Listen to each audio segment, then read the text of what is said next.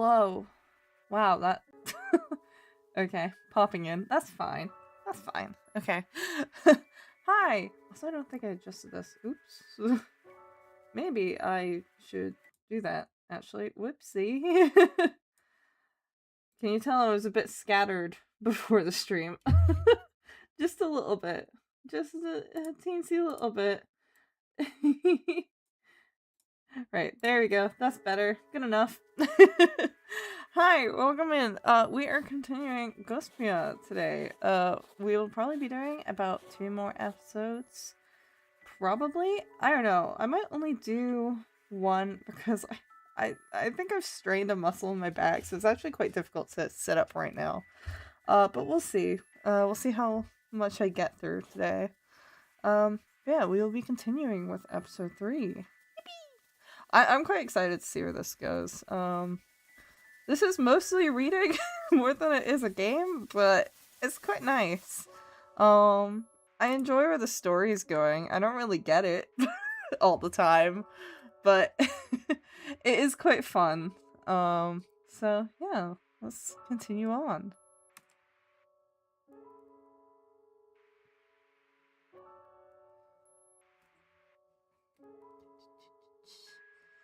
How is everyone today? I spent a bit of time, taking down some posters. Konnichiwa, amigos! Hopefully my autoplay is not active. I have a small jellyfish in space. I'm the size of an M&M. Wow, that's small. Welcome in, though. Hope you enjoy your time. I'm pretty sure those are the first words she shouts upon running into my room. Also, I apologize if I cough. I still have a cough from my chest infection last week. I'm gonna try not to cough and ruin the atmosphere. Also, I hope the audio is okay. I tried to rebalance it a little bit with this game because it was quite loud last time. It seems to go between being super quiet and super loud. So hopefully it's a little better. By I mean you're... Oh, wait. I fucking forgot about that. That I need to like click out before I do anything. By she, I mean you're, and by I mean me. For a long, long, long time, so long that nobody even knows how long, this town had exactly 1,024 ghosts. And now, we have a newcomer, Yoru, who's wandering about my room and looking at things curiously. That's a pretty neat artwork! She keeps saying things like that. She seems interested in just about everything. Was that thing always here? And is it even an artwork in the first place? Well, whatever. My ghost memory's never been reliable anyway. If I'm a ghost now, does that mean I was once alive? Ghosts were alive at one point, right? I mean, that's what being dead implies, doesn't it? Or are we born as ghosts? Stuck here forever? You know, every time I see you go live, I'm like, yeah, I gotta talk to Navi about future commissions, and I forget. To be honest, it's not a good time for me to think about commissions anyway. I've got so many other things. I'm hoping May I'll be able to get back to them a bit more, though. I have one person on my waitlist who I did say April, but like, currently I think those would be commissions for October, December. That is fine, man. But yeah, currently I'm like being dog walked by life, I think. I have one person on my waitlist, like they've got their requests in. I need to talk to them about it, but I've been so busy that I'm like, there's no point in me even saying anything until I'm done moving, at least. Or are we born as ghosts, stuck here forever? But for what purpose? I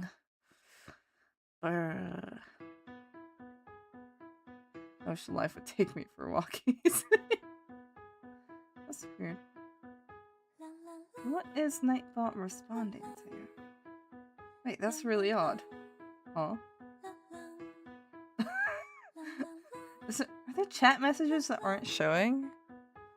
That's so strange. Hold on. I'm curious now. Sorry, I know the music gets interrupted. Oh, that's so weird. That's so strange. No, like, there are chat messages, they're just not showing up in my multi-chat for some reason. That's so weird. What is up with that? So, like, basically, I've got Nightbot set up on YouTube so that it's supposed to respond to people who say hi, because I can't always get to them immediately. So it has, like, a really distinct message. And it just, like, it posted it, and I was like, I can't see someone saying hi. Huh? So, like, I went and I just checked the YouTube chat itself. Don't fucking stop that. Excuse me. Excuse me. Can we go back? Please? Excuse me. Hello? Supposed to go back? Thank you very much. Oh, not that far back. Jesus, calm down. That's really difficult to control. Honk shoe, honk shoe. There we go. I don't like that it auto-scrolls sometimes. I wake up to the sound of chaotic snoring that sounds like a tank engine after someone tosses sugar cube into the gas tank. Into the gas tank. Actually, I don't think I slept enough to say I woke up. You can't wake up if you were never asleep. In the same way, you can't become a ghost if you don't die. It's been like this the whole time, even though it's almost morning. As a result, I'm tired all the time lately. Yeah, that's just like a rather small bed for two people. Just a little bit earlier, I could sleep as much as I wanted whenever I got sleepy, so this change is taking a toll. Yours isn't a bad person, or ghost, in my opinion. She probably traced me with warm love, or something like that. Yeah, more in the game than the actual game. It's not even a game, I'm reading. It's a visual novel. It's a little suffocating for me. It's a little lonely to be completely isolated. Sometimes I want to see friends. I feel more relaxed when I'm frozen in the cold dark void. That's just my nature. This current situation is clearly uncomfortable for me, but I don't think I can get Yora to understand my plight. And hi Grillson. Welcome in. It's way too warm in my bed right now. There's a girl sleeping next to me, taking in such deep breaths. My chest is in pain. But why? Let's try going to sleep again. I close my eyes. Another loss for the millennium? What does this mean? It's a visual novel, brother. Don't worry, you're not that late. We're still at the start of the chapter. I think back to when we fled town, and that 32nd birthday party, and the present. The problem is what happened afterward. When we woke up at the garbage dump, this is what Yura said. So, where do I stay? My place is no good. It's dirty, small, and cold. You should stay in a more homey home, like Patsy's. Huh? That won't work. My home doubles as my workplace. You've got empty rooms though, don't you? Just because they're empty doesn't mean I don't need them. You piece of shit. Ow, damn it. Ow, stop. Pacifica stomps on Anya's face. Yura looks on curiously for a while before she turns around to look at me.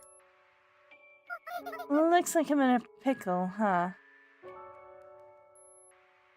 Okay, I am actually what they say, the Gen Z. I'm just confused. She says just that. Her eyes pierce right through me. That's when I say something all too naturally, almost by reflex, and as if I had prepared a script beforehand. Why don't you stay at my place? Temporarily, I mean. Why did I say something like that? Even Enya and Pacifica both seemed surprised by my proactive suggestion. I don't even know what I meant when I said temporarily, I mean. Well, to be fair, you were the one who kidnapped her from the church. I do feel like it's maybe somewhat responsible to at least, like, house her. Enya, Pacifica, and I are probably all thinking the same thing. What does temporarily even mean? I can't look it up in the dictionary because there isn't one in this room. Besides, I've finally gotten sleepy. Temporarily means for a limited time. So in other words, once that time comes to pass, everything goes back to how it was. How do I get that time to pass? I don't know. I'll discuss this with the others. I muttered that before I finally managed to start falling asleep. Not a very deep sleep, but it's still something you could call sleep. Sorry. Right before I fall asleep, I feel like I see and hear something like that. I'm not entirely sure, but this is what dreams are like, right?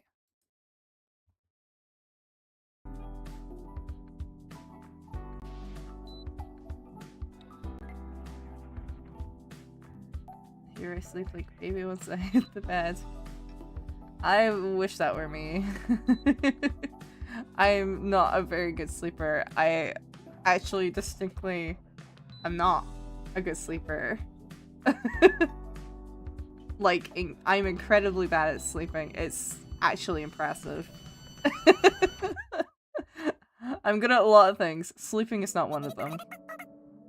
I kind of figured. That's too bad. In the corner of the plaza at the center of town. And you kick some snow on the side of the street, sending slivers of ice scattering as she says that. I called the girls here, seeking advice. It's just Anya now, but Pacifica should be here eventually, too. Yeah, so what do you think I should do? I blankly watch as Anya plays with the snow as I ask for her opinion. She looks up and answers. I figured that'd be the case, but personally, I don't know. What do you think, Teach? Hey, hold it right there! Whoa, you spooked me. I was trying to be sneaky. And why are you calling me Teach now? Nothing wrong with calling Teach Teach, right, Sayako? Huh? Teach? So, what do you need to discuss? Is that it? No, wait, let's take this somewhere warmer. Good idea. How about over there? Sure, saves us trouble walking since it's so close. After a short delay, I followed their gazes to find some sort of establishment. A cafe, I guess. A cafe. When I mull over the word in my head, I suddenly feel my stomach sink. On the other side of the lit window, countless shapes of ghosts, as that redundant, make a commotion, signaling to me just how busy it is inside the cafe we're about to visit. A death sentence. Don't worry, it's mostly just people like us inside. People who aren't all too interested in their surroundings. It's also cheap, and they don't complain if you stay too long. You get what you pay for with the coffee, though. A cheap flavor you just can't get at home. Pacifica urges me on, saying, let's go. Well, sure, it'd be rude to call someone for help, only to make them stand and talk out in the cold. And we can't talk in my room since yours is probably still in there, and it'd be shameless to ask to talk in Pacifica's house. Plus, I do think it's an experience I should give a chance to, so I can't find a valid reason to refuse. The sound of chatter in the cafe's background music gets closer and closer. Though, in reality, I'm the one getting closer to the sounds. If you're not a good sleeper, then what are you without it? Socrates, probably me. I'm not even kidding when I say that. Since I got a smartwatch for Christmas, I've been using Pokemon Sleep. Hold on, let me pause this for a second. I've been playing Pokemon Sleep, because, you know, might as well, right? And I've consistently gotten F grades every single week. I think I got 1 week with a D. That's the highest I've gotten. Like, I'm not kidding when I say I'm really bad at sleeping.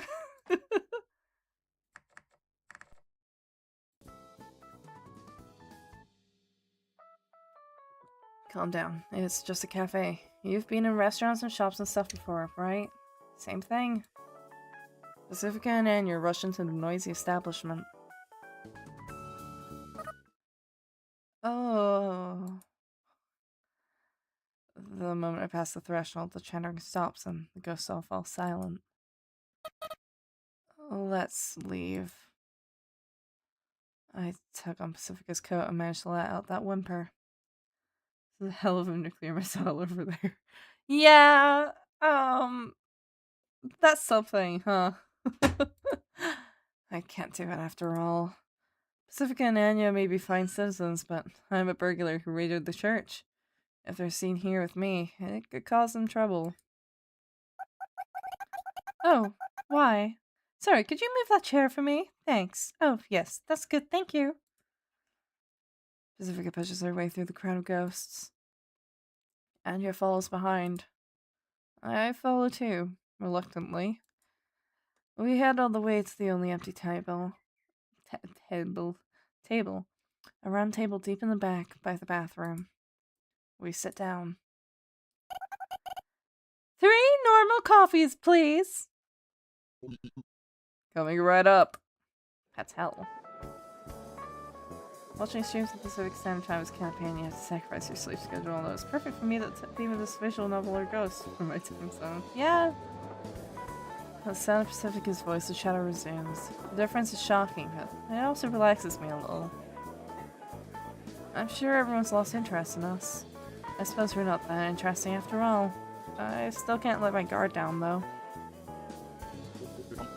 Sorry for the wait. 4:25 AM, jeez. Oof. Well, hopefully it'll be chill enough that that's okay. Unfortunately, I can't really move it back too much further, or else I end up being up very, very late. Here it comes. Oh, well, if it isn't Anya from the repair workshop. It's been 9,999 years, hasn't it, my lad? I'll murder you. Long time no see, Mr. Patel. How's business? I've been working from home a lot lately, so I haven't been able to patronize your establishment. I watched you. Yippee! It's fine, is what I'd like to say, but profit margins are thin with just coffee. Can I interest you in some sweets? That sounds good. Guess something we can all share. I appreciate it. And last but not least, it's been a while since I've last seen you too, miss. I guess these two must be regulars here. But was I a regular too at one point? Hello. For now, I bow my head. I guess that was satisfactory for him since he turns around and skillfully weaves his way through the crowd of ghosts. Yeah, Psycho does seem to have some pretty bad memory issues, huh? Okay, I suppose we've settled in. So, what did you want to talk about? Oh, should I get you up to speed? No, it's fine. I want to hear from Sayako directly. Pacifica gracefully sips her coffee in a dignified manner. She signals with her eyes for me to talk. She does kind of act like a teacher. The smell of cheap coffee does make you think of a teacher's lounge. It really makes me think about where I came from. I'm sure if I were alone, I'd be thinking about it all the way until morning. But right now, there's more pressing matters. You just don't vibe with her. Seiko, eventually you'll stop coming home and your family will collapse. Your children will stray off the righteous path. First they'll get addicted to drugs, the next thing you know, they're robbing trains. What the fuck are you talking about? This isn't a joke, okay? They're taking this seriously, I think. And you're just joking around to relieve some of the tension. So you two are living together, huh? That'd kill me. I agree. I'd say you seem more relaxed when you're by yourself. Are all ninjas lone wolves, or is it just you? How does she know, stupid? Ninjas even keep their personalities secret. That's what makes them cool, you know? You make a fine point, and you're from the repair workshop, my lad. Oh, sorry, right. Why don't we take turns housing Yoru in our homes? I see, that might... No, that won't work. For me, it'd make me feel like I was being rented out on an installment plan. Yeah, that sounds like a nightmare for everyone. An installment plan? You've got a point. It'd be like telling someone they're a liability. I do nods in agreement. I suppose she's got a point.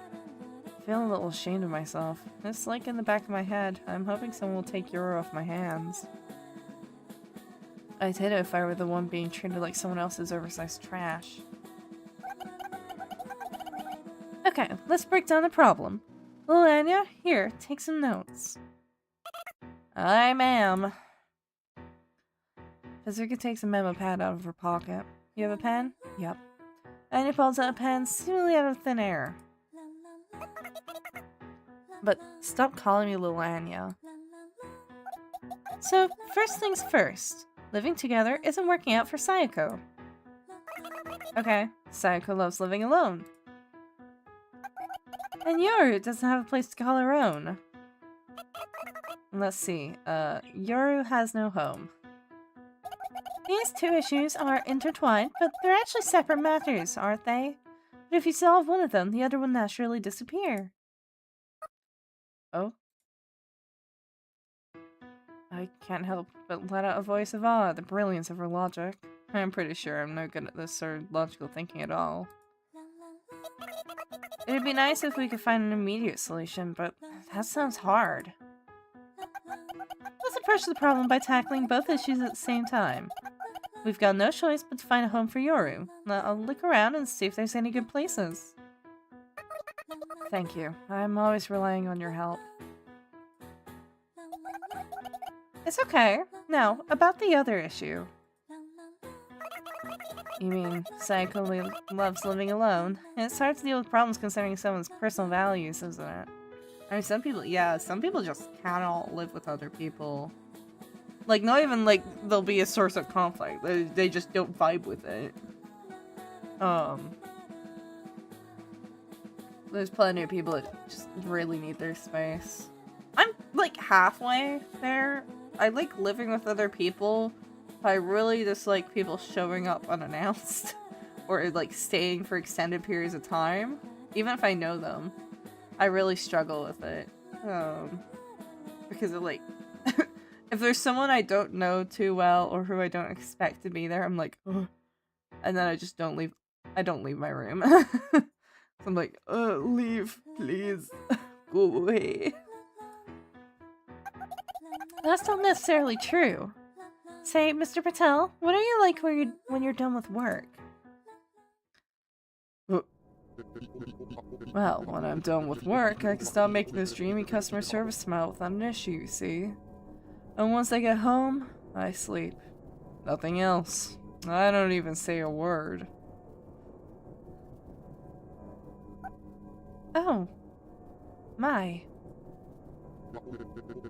Yeah, some jerks tell me to get a hobby, but when you're up for long hours thinking about things, you start to feel really crummy. I crawl inside my inner self. I converse with my inner self. Thanks for your thoughts. That's quite enough, actually. No, please let me continue. When I close my eyes, there's a big, pitch-black wall. I hear a voice calling for me, searching for me, but criticizing me. So I don't answer. No, I can't answer. As I said earlier, I don't even say a word. Hey, Where's he going with this? I bear with it. I bear with this. I pray that I don't go mad. I keep praying until the sweet repose of sleep finally claims me. Beats me. Before work today, I sat in my car and I cried at the wheel for just 3 minutes.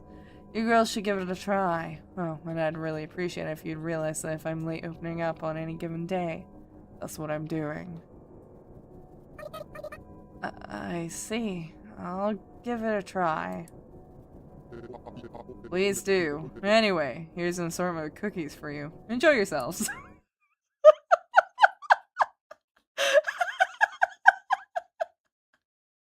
Okay, but like the crying for 3 minutes, like scheduling in 3 minutes to cry before you do a high intensity job is actually not bad advice. I have heard that advice before. Like, it's actually pretty good for like self-regulating. Just give yourself a few minutes to cry. And then like turn it off, get to work, go home, chill, repeat. Like, that's actually not bad.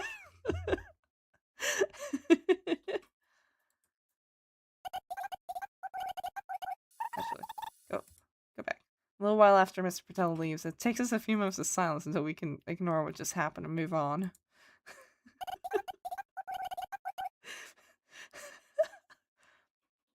He needs medical help, preferably from someone patient and courteous. That enjoy yourselves almost sound like a challenge. What were we talking about again? Work. We were talking about crying on the toilet to feel better, weren't we? No, look, Psycho, he might be a bit of a special case, but typically most jobs aren't that bad. In fact, there's nothing better than to find a job that's perfect for you. Huh, you think so? When you come home after work a little tired, it changes your mood. And by earning money, you're likely to open up more opportunities. We've gone, like, so off track. But can I just casually start working after all that chaos I caused?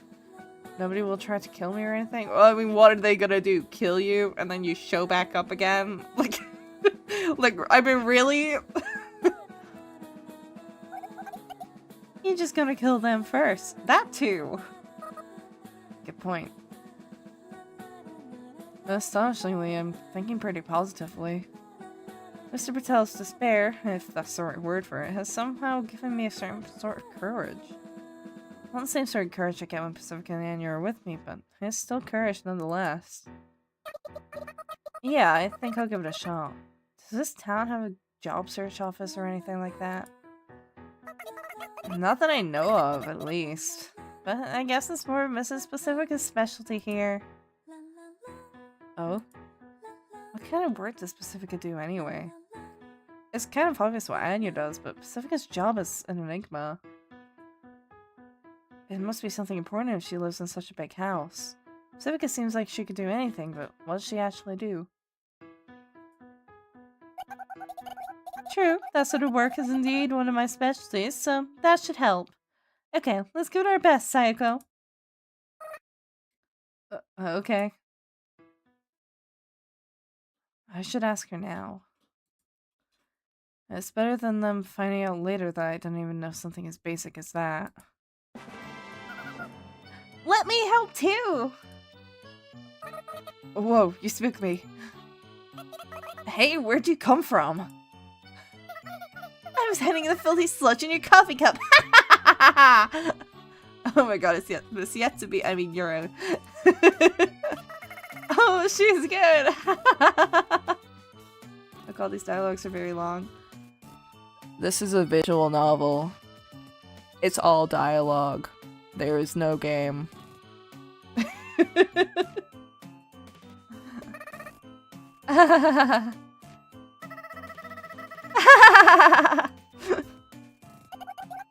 To be very clear, this was a reading stream, essentially. Are you people okay?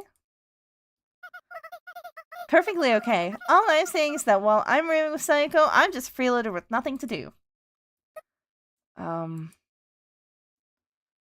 much did Yoru hear? She probably just got here. Sayako? I get what Anya's trying to say. The reason for me getting a job would be to regain some personal space from Yoru. So it would defeat the point if she worked with me, wouldn't it? That's the point Anya's trying to make. Yeah, you could do something too. I hope we can both find a good place to work. There are some adventure games with full-on dialogue, story-driven like Freebird Games to the Moon. We actually played that on stream years ago when I started playing, when I started streaming. That was one of the first games I played on stream. Well, I only say that for my own sake. You're expressing a desire to work can imply a desire for independence. I can't just get in the way of that. But, like, there's games that are visual novels, but they're also mixed with other genres. Have you played the entire series? No. I have at least some of the other games. I think there was one that was not out yet. So I don't think I have that. I have 2 other games from the same devs, I want to say. Because I'm trying to remember. What are they called? I know I have them in my Steam library. What genre is this? This is a visual novel. And by visual novel, I mean it is a novel with no gameplay. I'm reading. This is a reading stream. Your expressing a desire to work could imply a desire for independence. I can't just get in the way of that. In fact, I think I should be supportive of her. You sure? I'm sure. Whatever could you mean? I'm not that cruel. Okay, yeah, I think I was kind of cruel back at the church earlier, but you know what I mean. I get the feeling Yura would be quite good at handling interviews. Way better than me, anyway. I feel some sort of coarseness in my chest. Very well. A job for 1 and a job for 2 aren't that much different. I'll set you up before the day is done. So it'll be like a piece of coffee cake for you then. I suppose. Hey, is she like that at home too? Yeah. I feel for you. Yuri says something completely unrelated to the topic at hand, taking Pacifica and Yuri aback, but they try to keep the conversation going. I find myself at a wit's end. At my wit's end. It's not like I'm feeling left out or anything. Hi, Lily! Welcome in.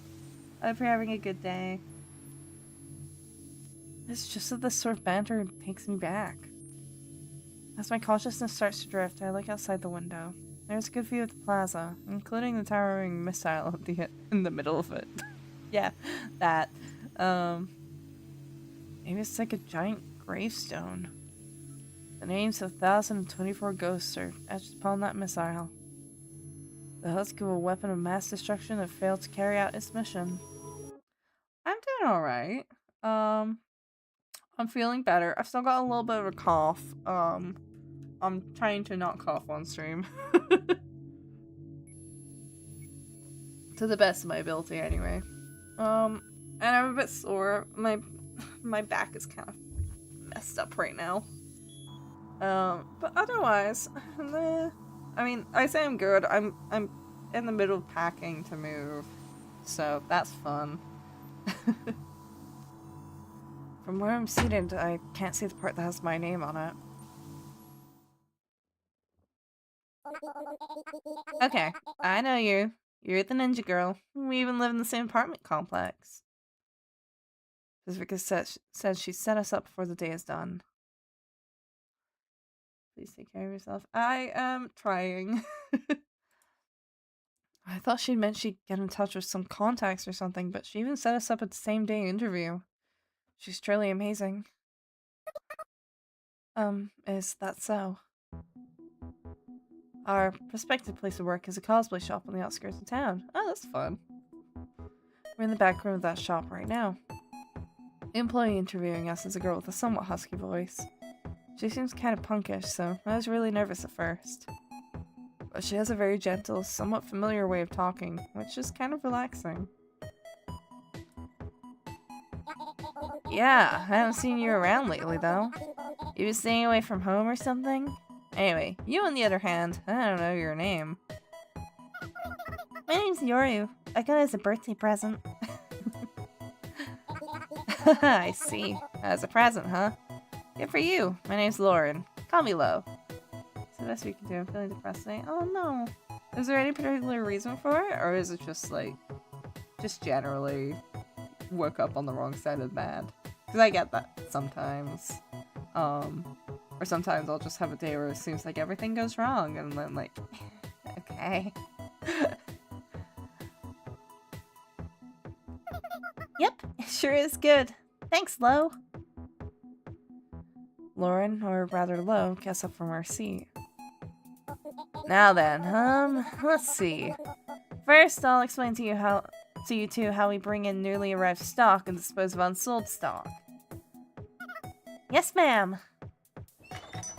Your fellow's Lo's lead and gets up. I get up as well, and then a bell rings. Now that I think about it, that must mean the store door opened. Made the same sound when we came in, after all. Oh, looks like we've got a customer for once. Yoru, go greet them or something. I ma'am. Lo beckons me deeper into the shop. Are you sure about this? Yeah, it's fine, it's fine. It's much more fun to teach new recruits than it is to deal with customers. Lo peers into my brown eyes with her fair eyes. I can feel my heart throbbing, for various reasons. Wouldn't you agree? Her slightly husky voice really matches her fashion sense. I think it's fitting and beautiful. I wonder how I can become more like her. I agree. I totally agree. This is tough to win 'em.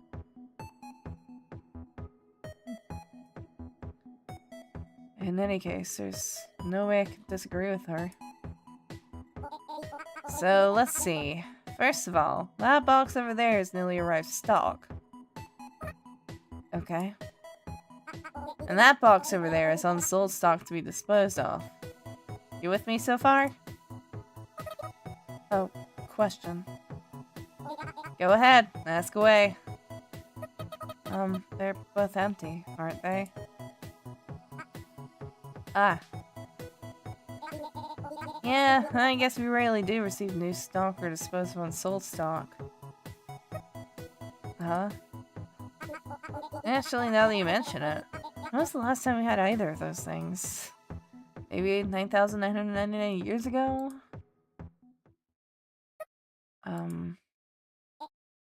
Yes? Sorry, can I ask another question? Are you sure this shop needs more workers? I can hear Lo gasp in realization. She closes her eyes, takes a deep breath, and speaks slowly. Yeah, honestly, you're right. Business is so slow here, I've got plenty of downtime just working by myself. And what do we do for work? Oh, sorry. Well, the manager seemed kind of frantic. Sorry, never mind that. I guess you can, like, clean and stuff. Okay. Sorry, give me a moment.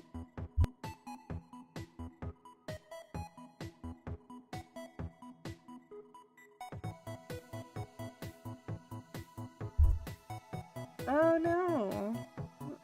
Were you in a toxic relationship? Oh, I'm so sorry. I have been there. It sucks.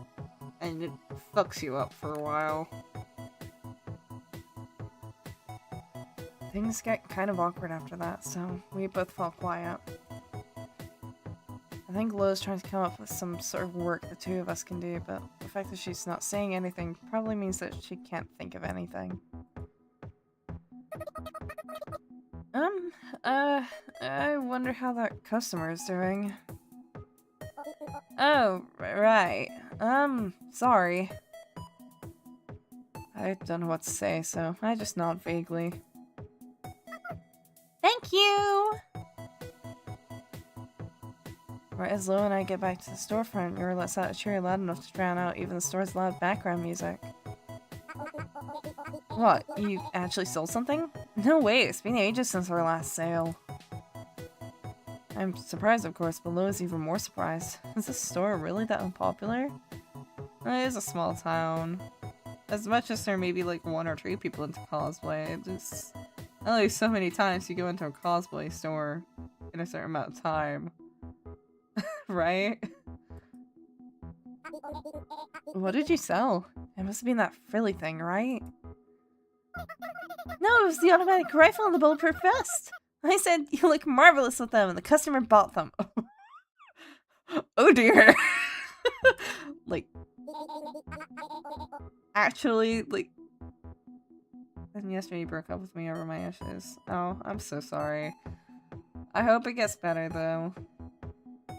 There's not a lot you can say to fix that. And I feel alone.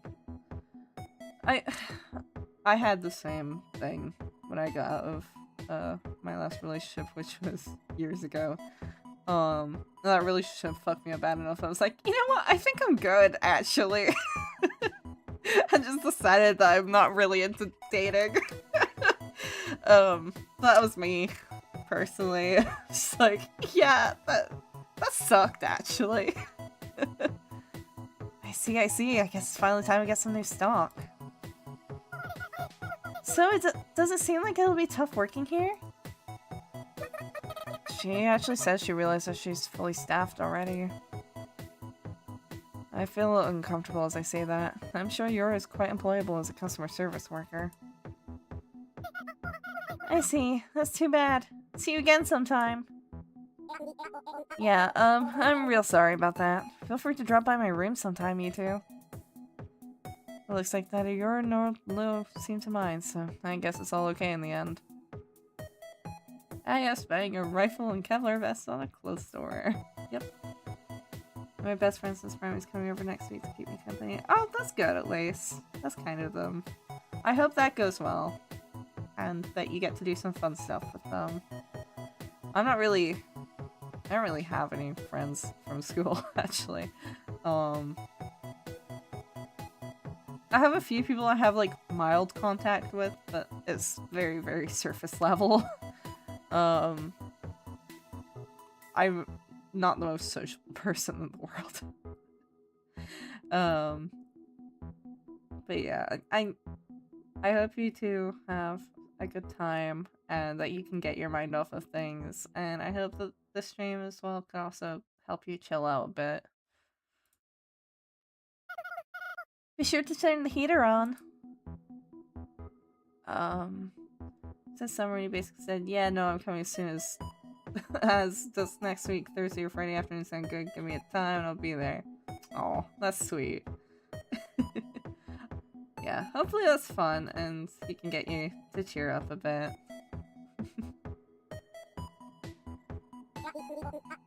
Yeah, I'll put it on full blast. Should I say something? And play some good music too. I just don't want to say something and have it turn weird.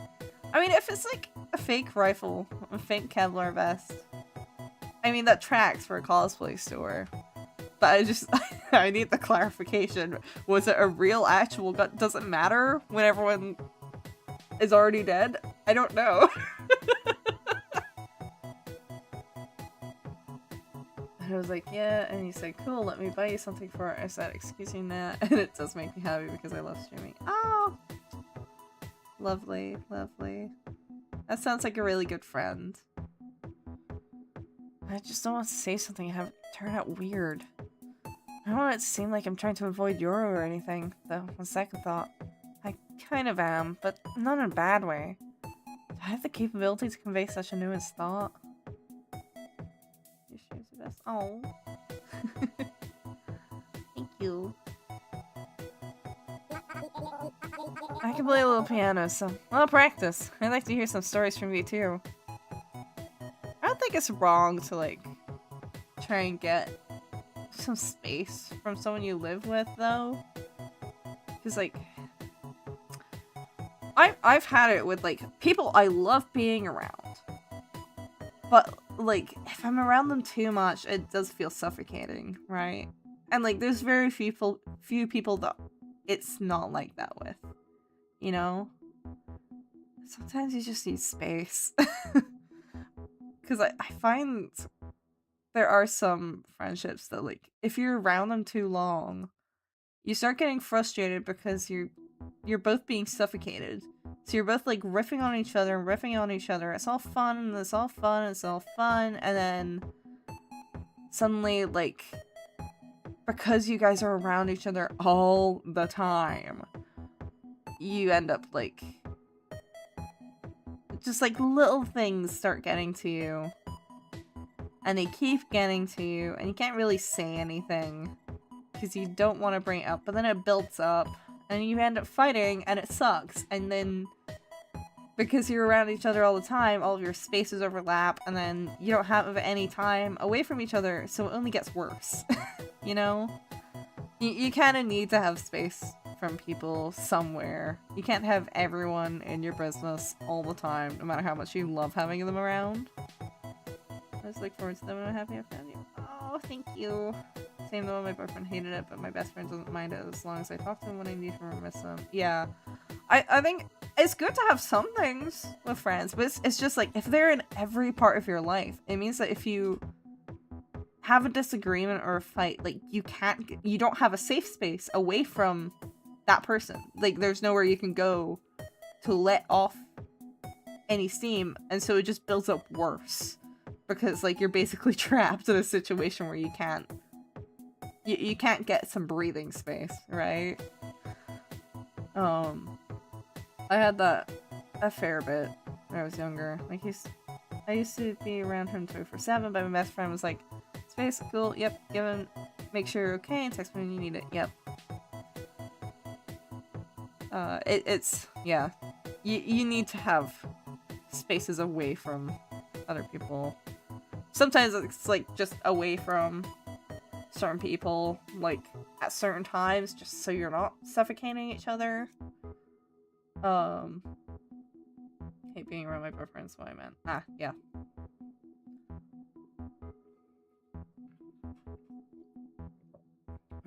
Boyfriend or best friend. One of the two. I don't know. Laura herself is considering hiring Yuri for a customer service job, but it seems like she won't explain why she doesn't because of how obvious the reason is. Oh, what did I click off on? Ooh. And again, they're both so kind that they'd probably explain it to me, no matter how obvious it's supposed to be. So, should I ask? No, maybe not. Okay, let's make it a night to remember. Bye! I'm sorry we couldn't help. Thank you for your time. Yeah, it sounds like a bit of a nightmare to live with someone who... You're an introvert and they're very much an extrovert. I don't think I can do that. Without having space. Like, just some time of day where I'm not around them. I think that would drain my battery so bad. I conclude that these two have way better judgment than I do. So it doesn't make a difference whether I say anything or not. Just making excuses, huh? I'm sorry. I didn't mean to say those words out loud, but Yura picks up on them anyway. This is the first time my best friend and I have talked in a month, and he's dropping everything to come make sure I'm okay. It's amazing though. Yeah, that sounds like a really good friend, Lily. That's absolutely lovely of him. About what? I just felt like I've wronged you in some way, Sayako, but I'm kind of sad since I don't know what it is. She's just being too conscientious. You didn't do anything wrong, Yoru. It's getting late. There's nobody else on the streets but us. I'll do my best. Our conversation is quite lining up, and neither are our footsteps. That doesn't stop even as we approach the plaza. I'm walking ahead of Yori, but my slow pace slows down even more, and Yori overtakes me. I stop in place. I look at a certain something. I adore him and my boyfriend hated him. It's a win-win. So it goes, right? I do think that's probably when you have a partner who hates a specific friend for no good reason, you know, like immediately when you have, like, immediately upon meeting them and they just dislike them. I feel like that tends to be a red flag. Huh? What's wrong? I step up the pace and catch up to Yoru. Oh, nothing. The thing I was looking at, the missile, is missing Yoru's name. I'm a little bit jealous, but I feel like something's off about it. We keep walking back on the way home.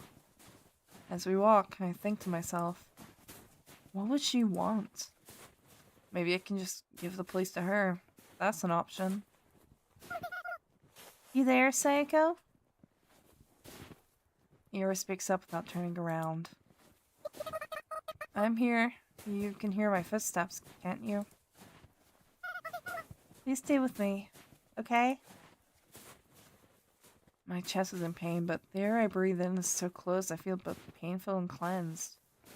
All in all, I feel satisfied. I feel like I could go to sleep and just die right now.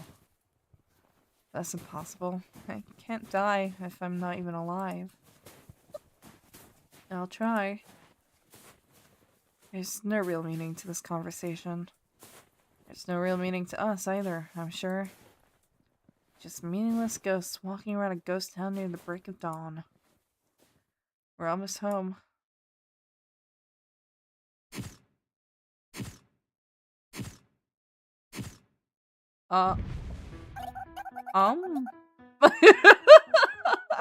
Okay. Nice. It looks great on you. You're meant for this job. Despite what Pacific is saying, it's obvious that this outfit would look the same on anyone, no matter who's wearing it. She said she'd look for a job that's always short-staffed this time, and this is the result. Salvaging. Searching the garbage heap for usable objects. Yoru and I are dressed in baggy yellow protective suits as we board the salvage truck. I suddenly curse these protective suits for being so hard to move in. The three other salvagers are all somewhat buff men. We are wearing their spare suits, which is why they don't fit. They keep bowing to Pacifica. Pacifica really is amazing at what she does. I'm not sure what exactly that is, but she does it well.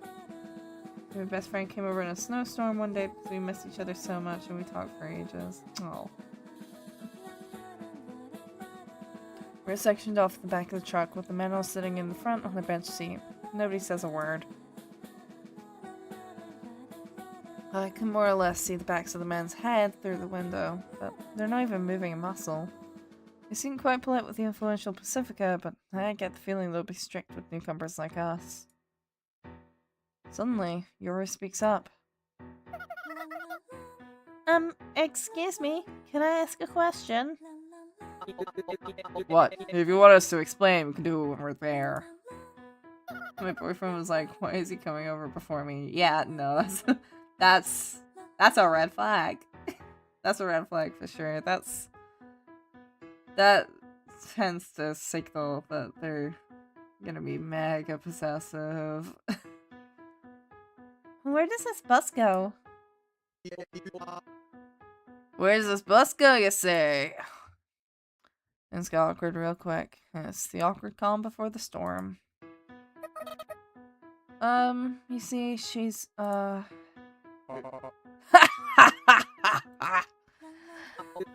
That's so funny. Did you hear what she said? I heard. Where does this bus go? That's hilarious. Good one. Well, you know, pleasure to work with you today. Yeah, no problem. We'll make splendid scrappers out of you. You mean super scrappers, right? Our official title is officially licensed garbage collectors. Ugh, that's so boring. Okie dokie artichoke, we'll be some real scrappy scrappers. Okay, we have an ad break on Twitch, so I'm going to pop over to the BRB screen. This is a good opportunity to go get some water, make some tea, go to the bathroom, do some stretches, etc, etc. Anything self-care, really. Gives me a chance to rest my voice for a few minutes before we continue. Okay? Okay.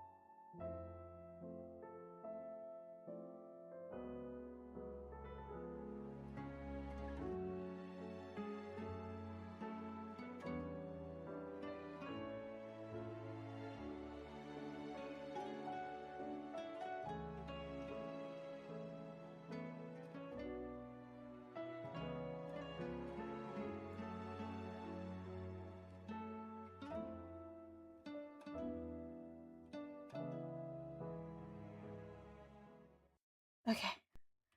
We're back. Right. There recently found out something that I haven't told my best friend. My boyfriend told everyone about my private problems. My best friend is going to be pissed when I tell him. Understandably, yeah. Because that's fucked up. Especially if it's something you told him in confidence. You sure are a hoot. I can do nothing but watch as the scene unfolds in front of me. Actually, I'm not even sure if I can do that. She's just too dazzling. She's amazing. Simply amazing. I'm not sure what's going on, but it's clear that they're all enjoying themselves. After some banter, we arrive at a place that's quite memorable to me in a certain sense. The truck parks by the fence surrounding the giant garbage dump on the outskirts of town. Baskets! I blink a few times before I realize what the man means. He's referring to the baskets made of aluminum or some other metal that were loaded into the back of the truck with us. Okay. Yura and I take the baskets as we hop out of the back of the truck. I'm already starting to get tired of the baggy suit's lack of mobility. If we end up sticking with this job, I hope the first thing we do is get properly fitting suits. As I think that to myself, I tumble and let out a weird yelp. Are you okay, ninja girl? I'm okay. Thanks to that little tumble, I snap back to my senses. Do we need these suits? It's hard to move in them. Yeah, but these are to protect against weird chemicals or radiation or something, right? But none of that really matters since I'm a ghost after all. It'll still hurt, you know? And, it still kind of sucks to die, even if you know you'll come back to life, doesn't it? Come back to life? I'm not sure that's the right phrase. We're not alive to begin with. I mean, we're ghosts. So it's weird to say we'll come back to life. Well, you've got a point, but the suit's too baggy to move around in, so it'll be hard to do work in it. So, do I have to wear it? I mean, I've been here in normal clothes before and nothing's happened to me. I'm sure they're just being really cautious. In that case, I'll take mine off too. Whoa, whoa, whoa! This is what it means to be a man. Whoa! That's badass! Well, miss, if you insist, then that's perfectly fine. Do the work you want the way you wanna. That's just how life is. I guess we can agree there. In other words, when life deals you cards, you gotta... Suddenly, my best friend just messaged me. No, you're fine. You're fine. Sorry, just be careful. Yes, sir. Work is just about what I expected. With basket and tongs in hand, we fish around the garbage for anything that seems useful. The garbage is piled up haphazardly, but nothing feels dirty. Nothing's rotten, and there's not much of a smell. I'm starting to think that maybe this town doesn't even have the bacteria and stuff necessary for rot to form. After all, this town only has ghosts in it. This garbage heap only has things that aren't living. This is where all the town's resources originate from, and this is where all the town's resources eventually return. One of the men instructs me to search for electrical appliances. My instincts somehow tell me that there's no good finds at my current location, so I distance myself from Yoru and the men who are searching through garbage within a set perimeter. It's not because I can't handle hearing Yoru chatting and laughing with the men. At least I don't think it is. Said, my pleasure to come over sooner than June. And he's so kind. He sounds it. He sounds like a really lovely guy. I suddenly noticed a car windshield at my feet. Oh, yeah. What about that car? The things lost outside of town come back here too? Did that car get buried somewhere in this garbage pile after it exploded? If so, did it come back as individual parts or as a whole car? If it came back as parts, then maybe this windshield belongs to it. As I think that to myself, I noticed there's a microwave oven caught underneath the windshield. Wonder why I didn't notice it earlier. I lift up the windshield and hurl it somewhere. I hear the sound of glass shattering. I found a microwave. I rush back to the scavengers to report my find. It's my first big find of the day. Oh, was that sound you, Saiko? Yes, the microwave was shielded by a windshield, so I threw it into the wind. I fail at forcing a laugh, so it comes out more like a spasm. The men try to say something, but it looks like they're speechless, so I can't help but groan. I'm just not good with this kind of stuff. Ooh, to cook food? Ooh. I feel like I've felt this way before, several times even. Have I never tried to improve? Or am I just unable to? I feel like it's too late for me to even know at this point. Most trucks filled with buckets of garbage, or rather, I suppose I should call them resources now.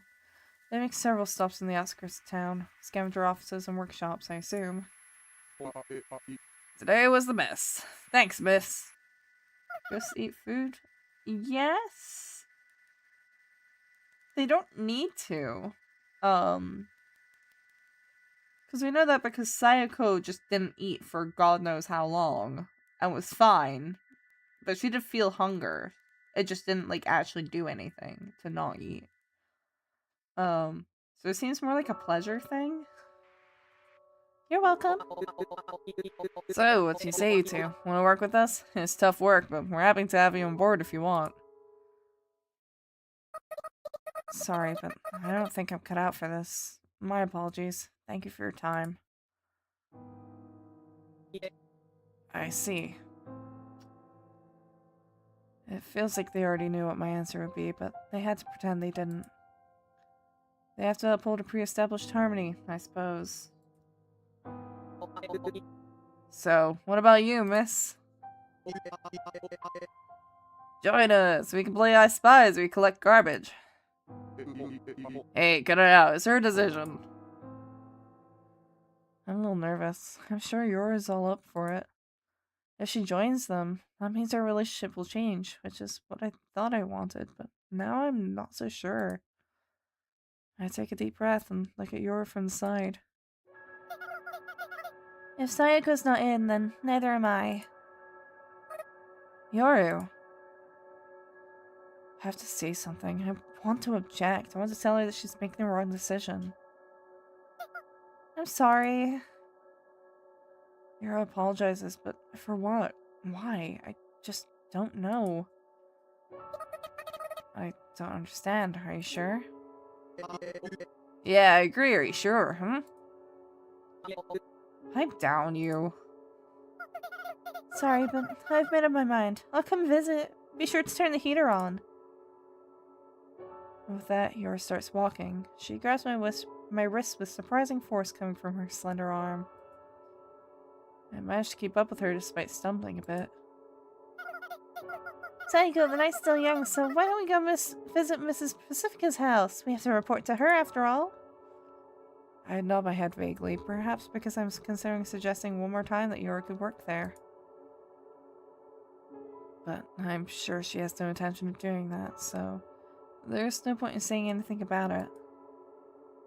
You're so good at that job. You looked like you were having so much fun. So why did you reject their offer? I don't get it. I end up saying something vague instead. We should apologize to Pacifica when we see her, huh? I guess so. In the end, I don't see what I wanted.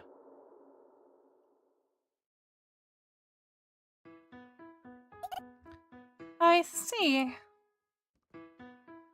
I'm in Pacifica's good old living room again, facing her the same way a certain nun did once before. Wait, hold on. If ghosts only eat for pleasure, how do they cook it? Or even how does it exist in the ghost world? Well, because they're not in the ghost world. They're ghosts living in the real world? Question mark? All of them seem to have existed as people who were alive before becoming ghosts. I think they got nuked? Question mark? Because everything outside of the town is like a nuclear winter, right? For like, that stretches on for seemingly forever. So like all the devices pre-exist, but it now operates on like different rules just in general with items. I need more brain cells. It's been a couple of weeks to be honest. So there's probably some details I've forgotten too. I'm the one actually reading it. I'm sorry for wasting time you spent searching for that job. I bow my head. So does Yoru. Sorry. It's fine, it's fine. The cosplay shop was kind of shady and nobody wants to do garbage collection anyway. And those men are kind of dumb too. I can't speak for Yori, but I can't say I can see you doing that sort of work, Sayoko. When I look up, I see Pacifica's gentle smile. Thank goodness, she's not mad. She's perfectly calm. I'd probably be mad if I were in her shoes. I still feel sorry, though. True! I just thought you'd have a plethora of options if we used my connections. Looks like this will be harder than I expected. Do ghosts feel pain? Yes. So, it's kind of like they seem to be in more of a state of limbo, really, as much as they say they're dead. Where they're kind of mimicking life. So they can quote-unquote die. But they just come back. But the death is still painful. They still feel everything. But they just come back, like, immediately. In the garbage dump. Okay, once again.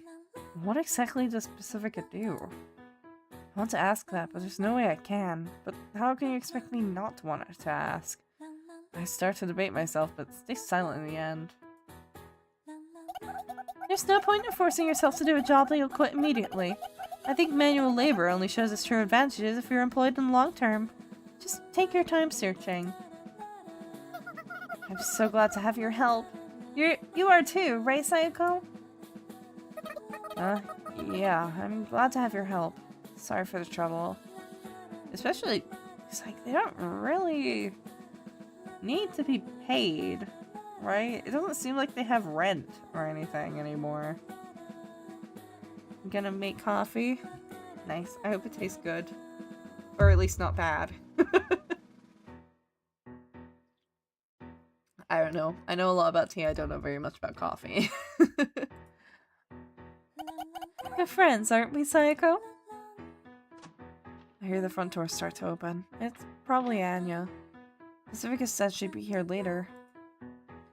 Anya said she'd try to find us work using her own personal connections, but she also said, my networking is poop compared to Pacifica's, so don't expect much, she said, before promising that she'd keep us in on the loop. I creamer on my coffee. Maybe ghost thing rules? Well, it sounds like they've also just been in... They don't even keep track of time anymore, so it sounds like it's kind of dull, really. Oh, is Anya coming too? As I groan for the stupidest reason ever, Yuri speaks up to me. I nod vaguely and reply. Anya's as hard a worker as anyone else, so she should have some connections of her own. I suppose anyone's connections would look like poop compared to Pacifica's. Like, money doesn't exist in our realm. Well, it does exist! Because, like, the coffee shop earlier, the cafe earlier, the guy was like, complaining about profit margins. But it just seems like it's, like, they're not really paying rent anymore. So, like, any money seems to more so be for just paying for services.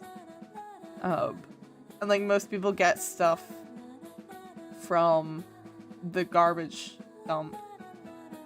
So, yeah, it seems like it's mostly for, like, getting stuff from, shops and cafes and stuff.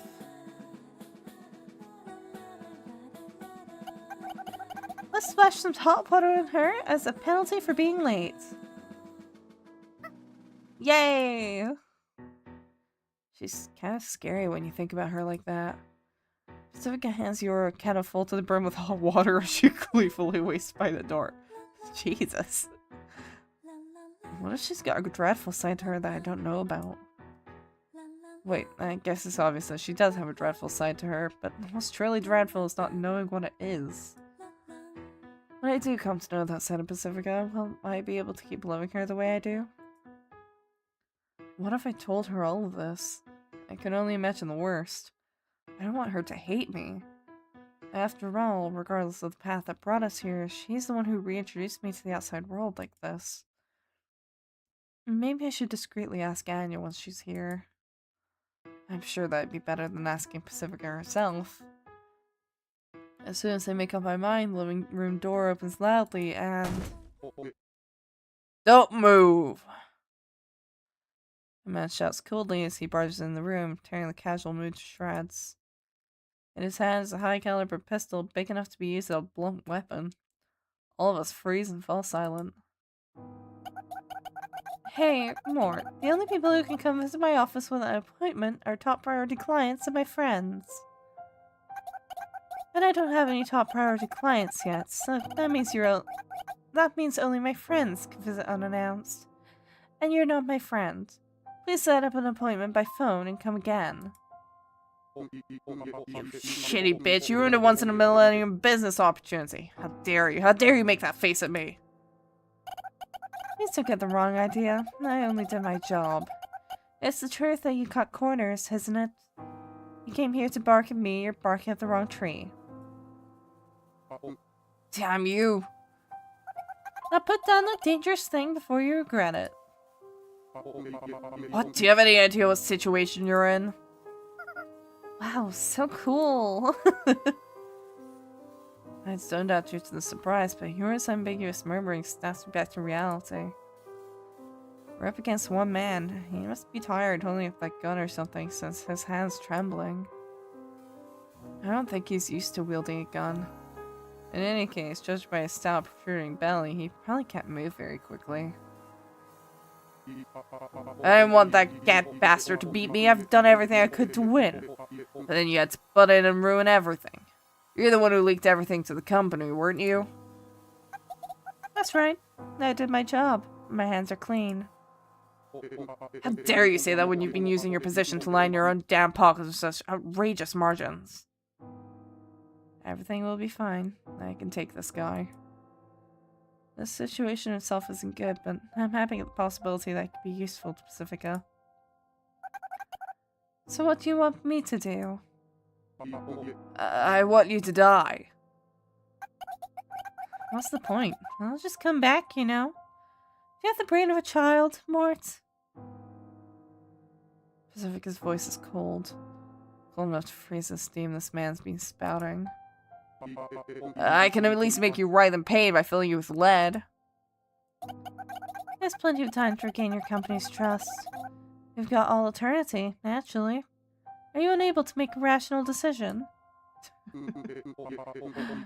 Shut up! Shut the hell up! Who gives a damn about your logic? How can you possibly know how I feel? His voice gets slightly teary. On the other hand, Pacifica's stance gets firmer and firmer. So much that I'm wondering if she can even see the gun in the man's hand. Oh, is that so? I understand. Allow me to make it up to you. Suddenly, Pacifica softens the tension in her voice. The man mumbles, but ends up not speaking. It seems like Pacifica intends to resolve this problem with money. I sent her a look that says, there's no need to do that. Pacifica picks up on my signal, but she responds with a wink that I'm not clever enough to decipher. Pacifica picks up the pouch that was left on the table and starts rummaging through it. She then takes out a small tube. It's probably lipstick. If you're going to pay out, then do it in cash. I'm done playing your games. Oh, that's too bad. Something shines in Pacifica's hand, and at the same time, a dry bang rings out. The man's gun hits the floor with a thunk. He then falls to the floor, holding his shoulder. I'm all out of cash, but I've got plenty of lead. It's only when Pacifica says those words that I realize that the lipstick in her hand is actually a teeny tiny gun in disguise. That's cold. If you'd like a second payment of lead, then by all means, come and take it. Pacifica calmly asserts as she picks up the gun the man dropped and points it back at him. The gun looks too big for Pacifica's slender arm, but for some reason, it looks more deadly than when the man was holding it.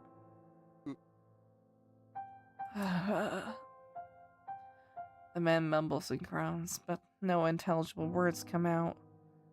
He must be in too much pain to speak. I can't hear you. Pacifica kicks the groaning man. Specifically, she kicks his gunshot wound. Ouch. So screaming, the man's body twitches and convulses. His body is clasped face up. After losing consciousness for a few seconds, the man tearfully pleads with Pacifica. Mercy, please have mercy. It hurts. It hurts. Get lost. Now. And be sure to tell your little friends exactly what happened here. You hear me? Okay, I promise. Pacifica takes a step toward the man. It looks like the bullet's still lodged into his shoulder.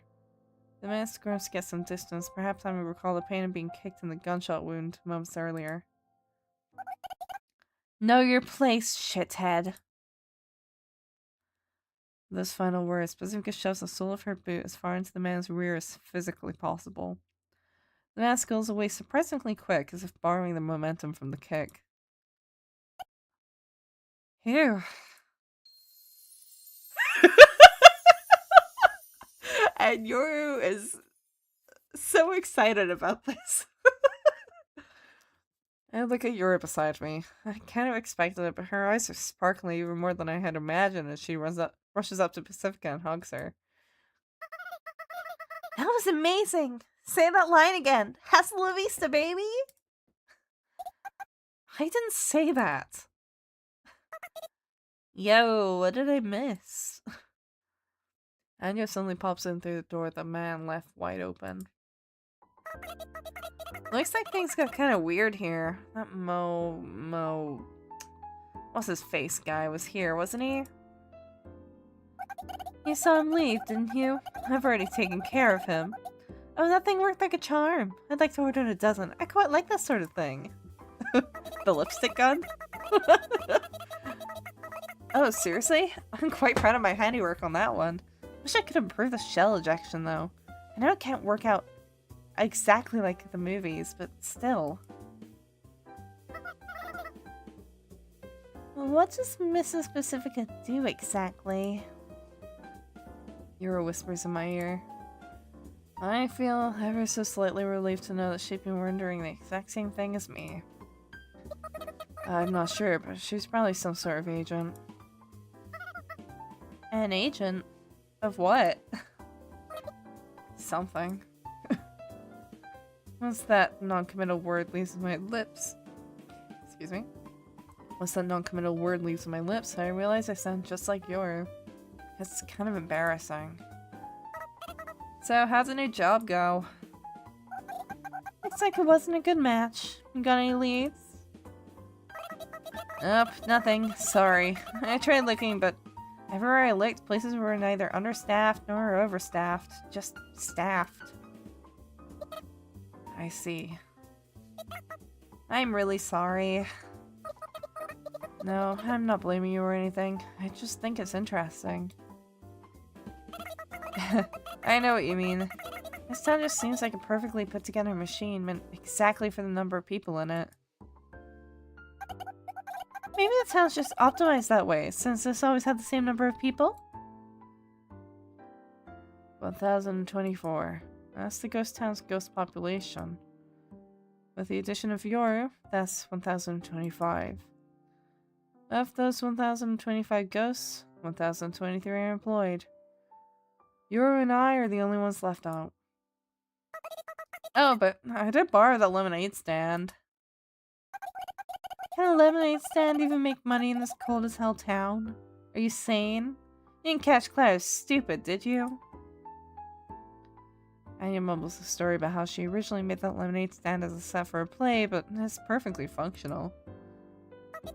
Sorry, I guess it's not useful after all.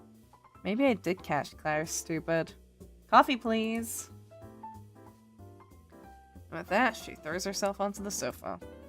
I'm sorry. I didn't say it out loud, but I apologize again in the silence of my heart. Okay. Would you two like some more as well? Yes, please. Hip hip caffeine. I'm not entirely sure what I'm apologizing for. I feel a vague sense of guilt. It's not something I could solve by raiding the church again. I was powerless. No trip to Pacifica's house is complete without a cup of Pacifica's house-blend coffee. He used to have a proper role in the small-town community. He seemed so important. Wait, what was my role before I became a shut-in? Well, in the worst case... Pacifica comes back from the kitchen after boiling some water and walks up to me with cups in hand. You can be my bodyguard. Being an agent is dangerous work. With a ninja around, ruffians like that one should think twice before they show their faces. So... Okay. Relax, no need to make that face. Pacifica gently pinches my cheek with her fair, soft hand. Was I making that bad of a face? I guess so.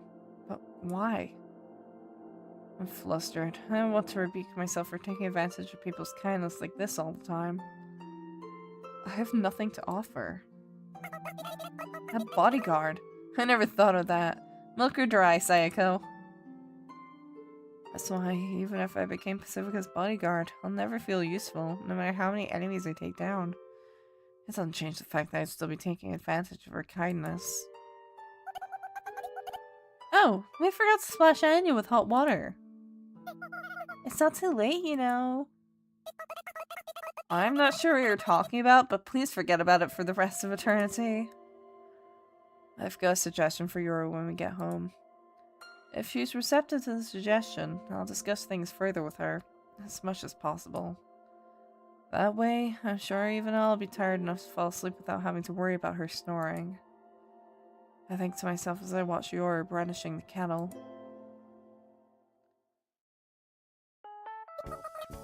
We'll work for money. We'll work. As soon as I gave Yoro my suggestion, she energetically said, "Sounds good," in less than what I think is a second. We can't just take advantage of Pacifica's help forever, so let's do some job hunting of our own. That was the main point of my suggestion. Yoro said, "If we're gonna do it, we gotta do it good." And she made cardboard sandwich signs. No idea where she got the cardboard. I hid my astonishment at her craftsmanship. In my mind, I was applauding her. But her snoring is still way too loud. Her raw energy, both awake and asleep, is grinding on the ears, which is why I don't praise her out loud. I don't know how many hours I spent with those signs in hand. I figured that having something to do would serve as a good distraction, but in actuality, the cold, the fatigue, and the shame are just wearing down on my mind. But I honestly believe that this is what I can and should be doing right now. So, we do this today. And the next day. And the next day. And the next day. And we keep standing and barking all around town. The end is near. Nuclear war. Buy gold. It seems like Yoro has had enough. I'm nearing the end of my rope too. The town's workforce really must be saturated. Would anyone actually give work to job searchers with sandwich signs when every position's already filled? I just want to throw myself onto the snow and give up. That's when somebody calls out to us. Oh, Armageddon's coming, huh? You're always living on the edge, Yoro. Guess he's not calling out to us exactly. Just Yoro, and this isn't the first time someone's called out to her. Well, I've just been aimlessly wearing a sandwich sign, Yoro's been making acquaintances one by one, gradually assimilating into the town. Oh, Mr. Patel, how are you? Thanks for your help the other day. I feel a little better now. Not completely healed, but better. Thank you so much. Come visit the cafe again. You should hire us. Sorry, we've got enough workers as it is. I see, but be sure to... I see. Be sure to tell us if there's ever an opening. Yeah, when the time comes. See you later. What happened the other day? I asked Yura as I watched Mr. Patel leave. I listened to him talk about his issues. I didn't understand what he was saying, but I just nodded and said yeah to everything and he seemed happy, so I guess it's all good. Is it though? I'm sure he just wanted some validation from someone. Validation? Someone's telling you it's alright, you know? Is it really though? Either way, he's doing his best, I think. You think so? Well, he looked happy, so I want to believe in him. As she says that, Yura smiles ambiguously. Or maybe it's only ambiguous because I'm too dumb to understand it. But what I do understand is that her smile is awfully beautiful. It's so beautiful and jealous, almost resentful even. She's got such a beautiful smile. I'm sure she'll be able to find work. Unlike me.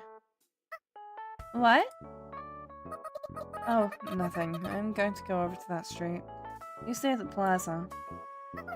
As he command, my liege. I totter over toward the back streets. It's not somewhere you'd expect someone looking for work to go. I just want to be alone. I thought walking would cheer me up, but the more I walk, the more tired I become, so it looks like I'm playing a losing game. I remember a day long ago when I waited for the bus in the rain. I remember waiting 20 minutes for a bus that comes every 30, and fed up with waiting, I ended up taking the train home. Even though I knew the bus would be there in less than 10 minutes, I spent 15 walking from the bus stop to the station to catch a train. By the time I realized I had wasted the effort of waiting 20 minutes, I had already been walking for quite some distance. I suppose I was just tired of staying in one place. I didn't know what I was doing, so I just ended up doing something. It feels disgusting not to understand yourself. It feels somewhat like how I felt that day. Whoa. As I turn the corner, I bump into someone. You. You were at the church. I recognize who it is. That's right. It's the man who stopped me by the entrance when I stuck into the church. I bribed him with mints, and then killed him. Hey, is that the ninja? Behind the man are 5 similarly dressed men. His friends, I suppose. Yeah, that's right. I see the men reach inside their coats, either for concealed guns or bladed weapons. Leave me alone. Has to be left alone, but I have to admit, I am a little glad the stress-relieving distraction has decided to waltz up to me.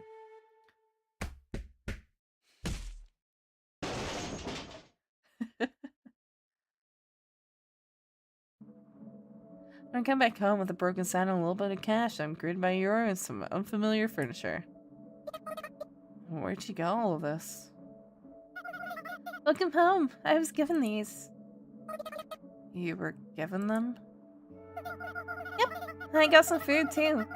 Some people said I can't employ you both, but I can give you this instead. Some people said they could employ one of us, but I guess it's hard to find anyone willing to employ us both. I see. Those misers, am I right? This is the difference between me and Yoru. Yoru's gained the goodwill of many, and even if they can't employ both of us, they can still help feel fulfilled. Meanwhile, I killed someone I've killed before, and then I killed his friends, and I robbed their bodies. Oh well, if nobody will hire us, let's just start our own business, Psycho. The Ninja Delivery Service. How about it? It's a service where ninjas deliver things, like, something. You don't need to stick around me anymore. Huh? I'm sure you can find plenty of jobs for yourself, Yoru. Also, people love you, and as long as you're not with me, they'll gladly employ you. But there's no point unless I'm with you, Saiko. Yoru looks confused and somewhat angry. I've never seen her make her face like that before, but I can't back down. Look, there's nothing I'm good at besides hurting others. That's probably the one and only thing I'm better than you at. There's work for you, but there's none for me. And it's the truth that you're great, so what's the problem? But it won't do. It can do, and it will. I don't want to feel miserable. I don't want to hate you, so please. I should leave, shouldn't I? If possible. Saiko. What is it? Nothing. It's just... I got a live-in job offer, for one, so I'm gonna do that. That'd be for the best. Thanks for having me. No problem. Oh. That said, it's getting late, so the two of us sleep in the same bed tonight. I guess ending a relationship is a more sluggish process than what you'd see on TV.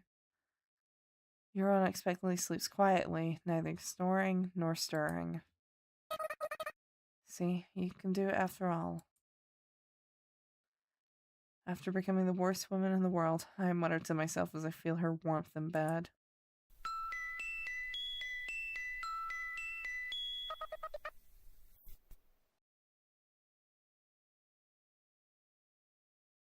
Oh. Okay, thanks for having me. You're welcome. Kathunk. The door shuts. It doesn't seem to shut in slow motion, and the sound of it shutting doesn't sound particularly sad either. It feels like a relief, actually. I guess I really am a cold one after all. It may have only been for a short while, but Hiro and I ate together and slept together, and yet I feel nothing now that she's gone. I space out for a few seconds, and then... Maybe I should have at least walked her out. I whisper an idea that comes way too late, but it feels like I'm lying to myself. If I walked her out and waited until she faded into the distance, it'd be so sad to look at her footsteps in the snow. At the very least, it'd be weird for me to do that when I'm the one who kicked her out. It'd be almost hypocritical, like I'm hiding my true feelings or something. My true feelings. That's right, I wanted Yori to leave. It's not like I particularly enjoyed how I lived before Yori moved in, but it's way better than living with someone who's loud all the time. After being in the negatives, I just wanted to return to zero. And now that Yori's gone, my life is back to zero. For some reason, I felt like I needed to find a job, but I don't really need to. In short, the end goal was to get her out of my room, and now she has. The end. I didn't kick her out buck naked. I kicked her out after she had found herself a job and a new place to live. I'm sure I'll see her again in town eventually. We might even drink coffee together at Mr. Patel's cafe again. Maybe Yoro would vent about work. Maybe Pacifica and Anya will be there too and sympathize with her. Maybe the three of them will laugh. Maybe I'll even join in and laugh too. I imagine a future like that. Yep, we've settled everything peacefully. Congratulations, you've reached the most optimal solution. I'm sure it is. It probably is. Yes, yes. I close my eyes and nod my head, trying to give myself validation. Yes, yes, yes, yes. The repeated nodding in my head makes me want to go lie down for a bit. Yes, you should go to sleep. Maybe that'll cheer me up a little. That's right. Once I cheer up, I can go talk to Pacifica and Anya. Yes.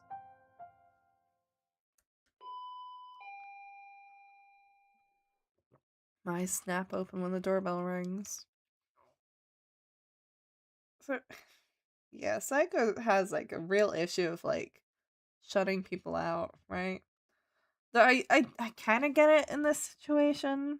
Because again, yeah, I do really struggle if I was around someone who was, like, a total extrovert all the time around me when I wanted some space. So it's not a great situation for either party, I don't think. But oofed. I'm already up on my feet before I know it. Yoria? I feel irritated even as I reach out for the doorknob and open the door. Exactly! It's the fucking old man that we killed last time again. God damn it. Exactly what? Exactly. Saying there was the elderly man from way back when, which, as expected, is exactly the opposite of exactly what I expected. Oh god, he's back. He's fucking back! Oh no! I can barely remember things about Pacifica and Anya and even myself, and yet I quickly remember this elderly man. I know it's due to recency bias, but it still stings. I'm here to apply for the position of roommate. It smells like dirt, sweat, and a tinge of excrement. I furrow my eyebrows at the sun in front of my lungs. Simply put, I heard there was an opening in this room. It's dangerous for a girlie to be living all by her lonesome, so I'm moving to help you. No thanks. It's clearly he's not in the right of mind. Plus he's got a knack at getting under my skin. Luckily he doesn't seem to realize it himself. What's the matter? You ain't strong man or something? From what I recognize, some old man got tax benefits. Hack now and I'll throw in one of those cricket things. He pulls some weird giant spatula looking thing out of his pocket and starts swinging it around, only for it to slip out of his hands. I see it fly towards the stairs out of the corner of my eye. I originally lived by myself, so I don't need a roommate. I need to drive him away quickly before this becomes another bad experience. Simply shut the door. I've had enough of those. I know that, of course. The elderly man suddenly softens his speech. I know you were by your lonesome this whole time, little missy, and I know you're no longer alone no more. You changed. For good. Alright, no going back to how you were, little missy. No, you know about the holes in your heart. You can't no longer exist by your lonesome. The elderly man speaks matter-of-factly as he strokes his beard. He accurately describes my current situation objectively, and without emotion. It reminds me of one of my college professors. I wonder how he's doing. Wait, have I even gone to college? I think you're just like me, little missy. Your holes are my holes, and I've come to fill your holes. That sounds wrong. Holes? You mean... Yes, sirree, your holes! He suddenly shouts and makes an exaggerated gesture as he continues. A fine metaphor if I do so say it myself. I didn't prepare no script, but those fine words if I do say so myself. We are holes! Holes crudely dug out and crudely filled back up. We are holes. Do not get any closer. I swear to fucking God. Our crudely filled hole looks good, but it ain't the real thing and it ain't got much of a purpose. But either way, it's still there. Holes. Well, sure enough, I do feel like some holes have been poked into me. I have to admit, I do feel pretty hurt. What? Oh God, what? What did it do? If getting filled back up doesn't fix everything, it's still a relief just to exist, ain't it? I understand you, little missy. Two of us ain't that different after all. Hold on, what did Nightbot do? Can't even see the original message. Okay. Nightbot's a bit... I don't know why it does that. I didn't tell it to do that. I'm very, very afraid right now. And the truth is, it'd be really reassuring if you were over by my side. Why did I open my big mouth and drive her away? Wait, no. All I did was pout a bit. Honestly, why was that enough to make her leave? Damn it, that ingrate. Shit. I gave her a piece of my mind. No, I don't mean that. I don't mean that at all. Anyway, hi. You really don't remember where you came from, little missy? Stop. Stop. That's another hole. Please, don't leave me by myself. In other words... Oh, why are there more? The only thing that can fill your holes is someone else with holes like me. That way I can fill my own holes too. If being alone is my style, then I should at least repent and ask for forgiveness. Can't you get yourself ready to see her again? I quickly back away when I realized the elderly man is grabbing my shoulder. I thought I'd shake him off, but his grip is stronger than I expected, so I just end up stumbling slightly. Let me go. I need to see Yora again. No, I ain't never letting know of you again. Cut it out already. When the man gets up in my face, I can't help but shut my eyes. What does he want with me? If he's here, then that means he knows where I live. Which means I've got no place to run. My beloved precious. If this goes on any longer, I might as well. Daff Noodle! Marsban! Hello! I open my eyes at the sound of the elderly man's death throes. What's with this old man and filling holes? If you're that lonely, then fill your holes with pudding cups or something. Before my eyes, I see the elderly man bleeding from the head and low, holding a bat of some sort. It hasn't even been a week, so I easily recall her name. I'm honestly glad that I still remember. Oh, Miss Lowe, remember? I do remember. That's your nickname, right? And you live in the room above mine. I forgot her real name, but I guess that's no big deal. Oh, right. I mean, I want to say thanks. I failed to thank her properly, but I'm used to being a failure. In any case, the most important thing is that I'm free from the elderly man now. Are you okay? He didn't hurt you or anything, did he? I'm okay. I try to show her just how energetic I am, but it comes out awkwardly. No giggles. Well, I guess I wasn't a complete failure then. Seeing Lowe's smile cheers me up a little too. Good. Be careful of perverts, okay? Oh, don't worry. I'll do something about him. Ugh, stinks. Okay, thank you so much. No problem. You and Yura come visit sometime, okay? Lo goes downstairs, dragging the elderly man behind her. I kind of feel a little bad for the elderly man because he just keeps getting his ass beat, or rather, more aptly, he keeps collecting head injuries.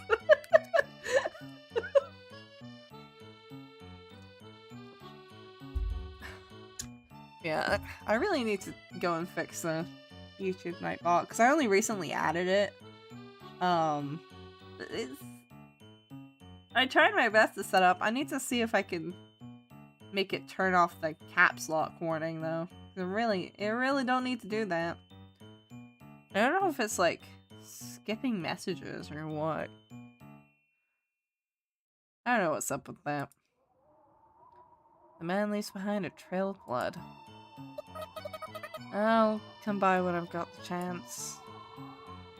I murmur a small reply. This house resembles Pacifica's house, but he's even bigger and somehow a little intimidating. I know the price of land is cheap here since it's a rural town, but I think you still have to be pretty rich to have a house like this. This house is where Yora works now. It apparently belongs to an elderly woman named Margaret. Obviously, I don't know a thing about her. It don't work. That command might be off. I know it has some preset commands. I don't know which ones were automatically on. I didn't like touch the ones that were auto set on. That one might, I don't know, maybe it's busted. It's been a little weird today, actually. But yeah, the 8-ball command might be just off. I could get Nightbot up to check, because we have a break coming up in a couple of minutes. I could go and check it, see what it's doing. It might just be having difficulties, I don't know. Or it might be different on YouTube versus on Twitch. So I think it has some different commands, because obviously YouTube doesn't have all the same features. So I don't know, maybe it just didn't have the 8-ball command set up there. Or maybe I've just turned it off by accident. That's fully possible. Yeah. Apparently belongs to an elderly woman named Margaret. Honestly, I don't know a thing about her. I don't have the guts to ring the doorbell. I guess I should have expected that. Someone usually available to everyone. Site. Yeah, I have been having weirdness with the YouTube chats today, because I've had a few messages that just haven't shown up in my multi-chat, but I can see them if I go into the streams themselves. It's been very strange. I'm not sure what's going on, so I don't know. Maybe an API is fucky today. I have the guts to ring the doorbell. I guess I should have expected that. Instead, I pick up some snow by my feet and play around with it. If I ring the bell, I figure it'll either be Yori who will answer it, or someone else who can fetch her for me. I want to see Yoro and apologize to her. I want to tell her that I don't regret letting her live with me at all. Yeah, but that's just self-serving. I'd only be doing that to make me feel better about myself. So, what should I change about my approach? Maybe if I tell Yoro how I feel, she'll cheer up a little. It's not like our relationship can get any worse. Maybe it's worth a shot. What if it's not? What if I just make Yoro feel even worse? Now that I think about it, interpersonal relationships don't bottom out at 0. You often run into the negatives. Once the snowball in my hands is as dense as it can be, I chuck it away. If that's the case, then she might snap at me and ask if I'd say something to drive her away. I'm scared. I want to go home, but I can't just leave. So I pick up some fresh snow, pack it into another snowball, and hurl that one too. Now there's no more snow at my feet, and I considered picking up dirt and making a mud ball, but that's when the door opens. Oh, hi Sayoko. Oh, hi. It's okay, I'm doing perfectly fine. No need to worry about me. Oh, no, that's not why I came. After some assistance, I got paid in advance, so I'm good with living expenses. That's sad. I don't have much in terms of living expenses since this 11 job. Yuri gives an ambiguous chuckle. I know my sixth sense could use some glasses, but even I can kind of tell that her laughter is forced. No, that's not it. There's just something I wanted to talk about, and just who gave you permission to talk? I'm sorry. The elderly woman lets out a hoarse voice. Are you distracting her? I've paid good money to hire that pet sitter, so don't you try to make a fool out of me. Don't mock me. She comes snapping at me, almost pushing Yoro to the side. But Yoro is a pet sitter. She does seem like she'd be good with animals. I'm not paying her to talk on the clock. You're going to pay for her lost time. Don't mock me. What is with the old people in this fucking story? What the heck? Sure enough, Yoro's holding a leash, but the pet, on the other hand. I'm sorry. Very well. I'll let you off the hook just this once. Don't take me for a fool. The elderly just love giving me an earful today, huh? Are all the elderly town's ghosts like this? Okay, well, it is time for a break, so I'm going to go to the BRB screen. We'll be back in a few minutes. I'm going to check on Nightbot and see what the fuck is going on. And what I've done wrong, probably. But I'll see you guys in a few minutes, okay? Okay.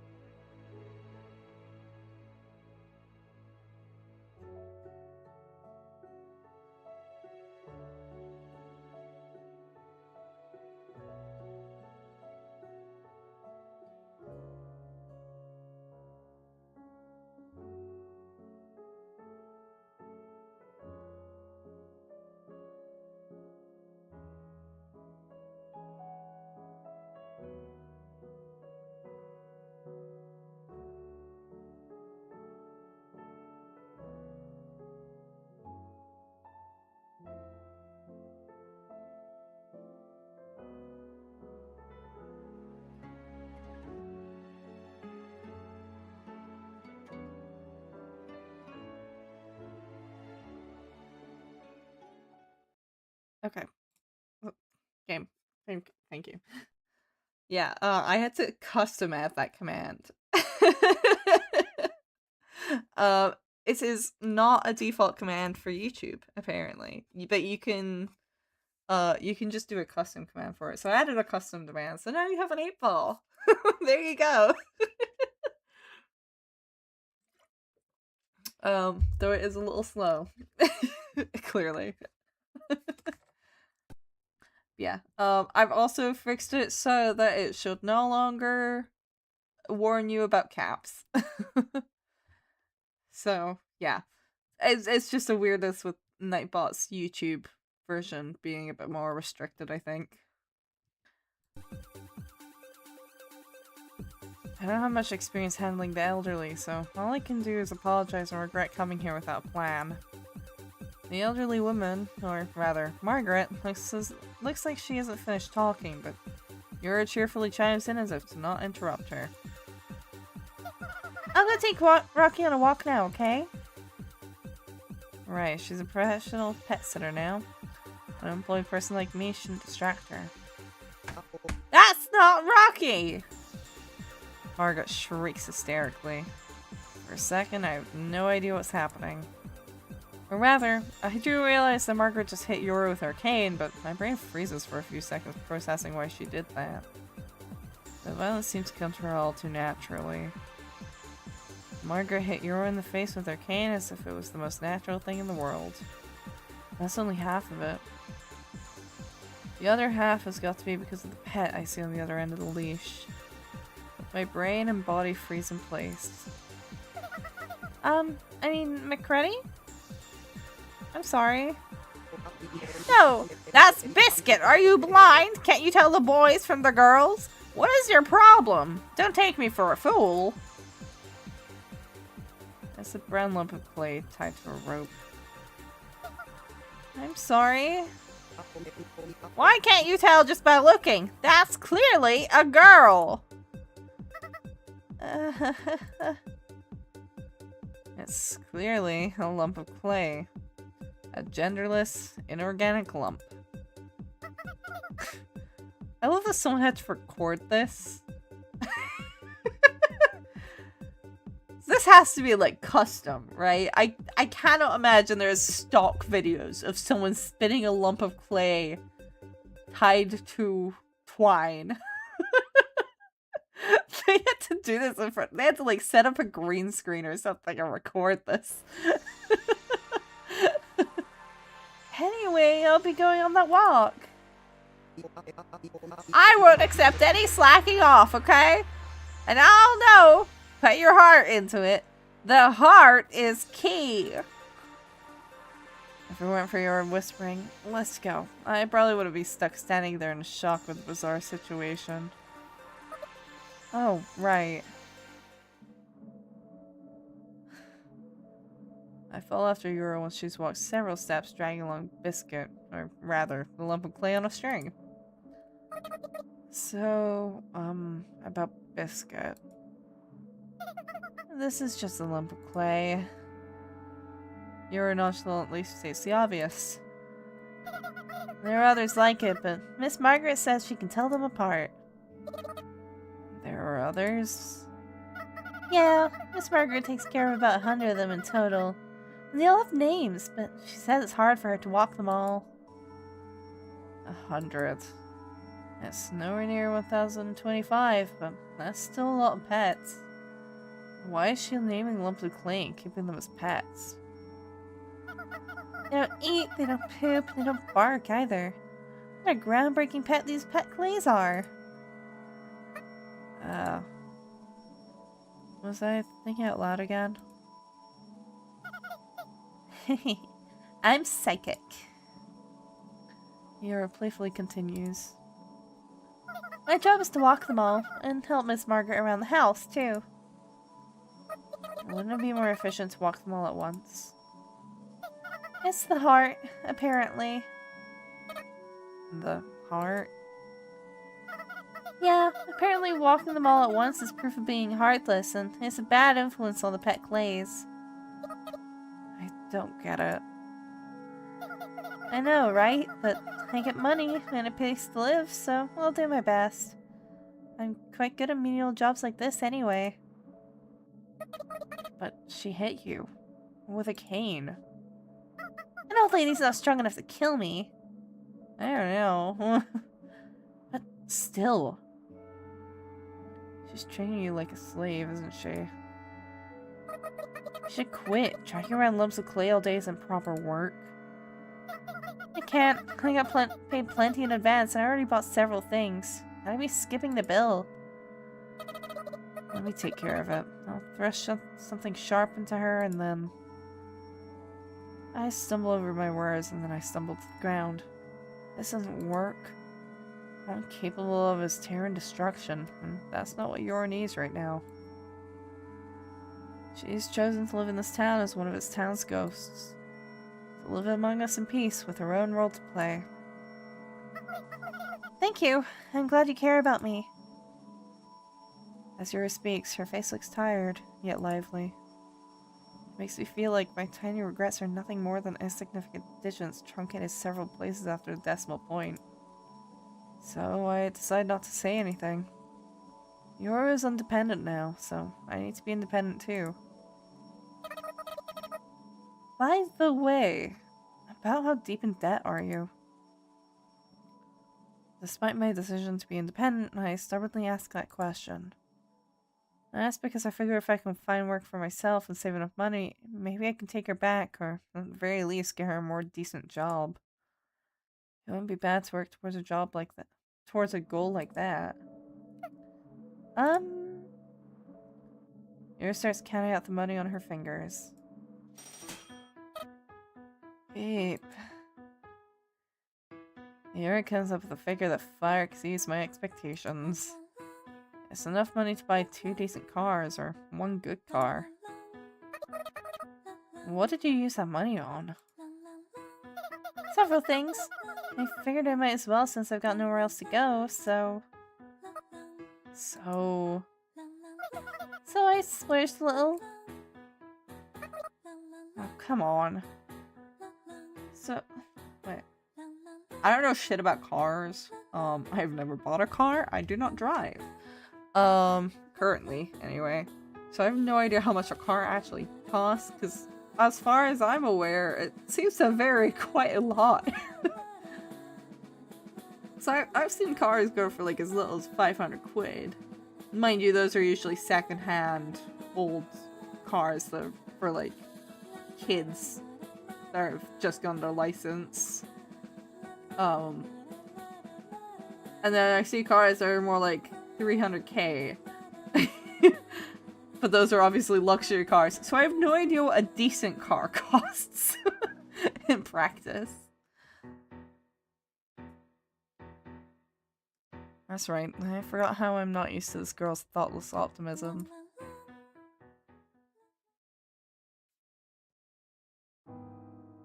Once Yuri makes a lap around town, she goes back to Margaret's house to pick up a new pet clay to walk. Well, I could tag around with her for another lap. I decide to go back home instead. I can't even bring myself to watch her walk away. It's just so frustrating. I can't watch. If I did, I'm sure I'd start plotting ways to physically persuade that elderly woman. I know, if I happened to change my mind before I got to my destination, I could always choose to go to Pacifica or Anya for advice. But then again, after all the work those two did to help us out, Yura found a living job by herself, and I lost my reason to look for work. I don't know what sort of face I should put on when I report back to them. I do know that I need to report to them soon. With that thought in mind, I gaze at the missiles that cross through the plaza. A familiar girl drops a cardboard box which makes that distinct plop characteristic to cardboard. She looks this way, not at me, but through me, as if looking into the past. She is afraid. Even someone as dense as me can tell that. Her name's Clara. The nun who got that impressive collection of bullet holes when I used her as my substitute. The nun who called me a poophead just before she got that impressive collection of bullet holes. I felt we had reached a mutual understanding for that short moment. But I don't think that's quite right. There's something I've been meaning to say. Clara desperately stammers. Paper flowers spill out of the cardboard box at her feet. Wait, she's not even officially a nun, is she? And what exactly does she do? What's her role? What's her source of income? Ever since I started looking for work, I've been thinking these questions about everyone I run into. What is it? I decide to reply for now. Honestly, it'd make me feel a little better if she would say something like, "It's my turn to murder you, so you'd best be prepared." I'm sorry. Huh? It's not what I was expecting her to say at all, so I find myself at a loss for words. I did some thinking after everything that happened, like what I did wrong to make you so mad. Clara starts talking with tears in her eyes. It's not your fault. I must have done something wrong. So, I'm sorry. No, I think it was her fault. I think it was probably more so Sayako's fault.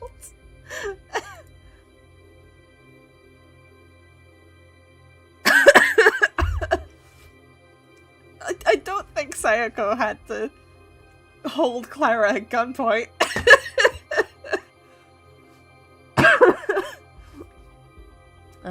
I have no idea what to think. I haven't even thought about thinking. It's like I'm just churning out cookie-cutter answers. I don't blame you for what you've done, so please don't worry about it. How can she be so self-sacrificial?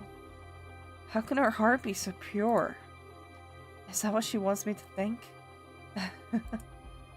Don't make me smack you. But let's talk things out with words instead of violence this time. Please come visit the church. We have tea and yummy sweets. You can make friends, laugh, have fun. The ideal girl speaks of her ideals with an idyllic look on her face. Give me a break. None of that stuff is what I need. My balanced rage actually calms me down. It also gives me a sudden flash of inspiration. My thoughts freeze over and become clear, like ice free of any impurities. You're right, Clara. I'm sorry about what I did earlier. Oh. I hug Clara. Her body stiffens for the first few seconds, but she relaxes soon enough. Clara's small and smells like a sweet scented candle you'd buy at a cozy general store. For now, I wipe the snow off my hands on the back of her coat. I'm so relieved to hear you say that. Let's be friends from now on. I act out the cookie-cutter answer she wants to hear. It's as if there is no Sayako nor Clara here. It's as if we're just actors acting out an ideal script in the center of the plaza. I'm so happy. My love finally got through to you, right?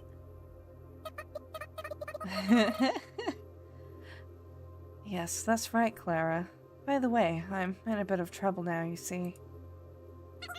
Oh, I can help. No, Clara, no. Oh, she's so naive. Oh, oh no. Sweet smell fades into the distance, giving my lungs a bit of relief. I don't think I read that, actually. Wait. I thank her and let go, ending our embrace. The sweet smell fades into the distance, giving my lungs a bit of relief. You see... I place a hand on Clara's shoulder and give her the most troubled look I can muster. I peer into her pale eyes and establish firm eye contact. My role here is the pitiful person in need of help, and your role is someone who can give me that help. You understand? It's about money, you see. Money? I give her a truthful summary about the current state of affairs. I make sure to highlight how Yora's being unfairly treated like a slave at her job. And I don't forget to mention how she's being subjected to casual violence. I firmly emphasize those 2 points. No way! Poor Yoru! So, I want to help Yoru pay her debts, but it's too large a sum for me alone. I put more force into my grip on her shoulder. I tried, but failed to cry on command. It was worth a shot, though. So help me pay for half so we can reclaim yours freedom. Not the fucking anime eye. That looks so disgusting. The style. Oh my god. I think I pulled it off. Huh? You're my only hope. I squeeze out the most pitiful voice I can muster. I need you. Keep going. You're the only one I can talk to. More. Sister. Now for the finishing touch. Let's work together for the first time.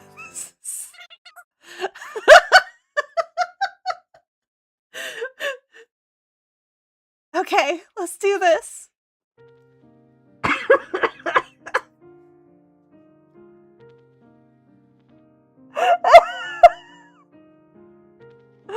Sayako, you're fucking awful. Oh my god.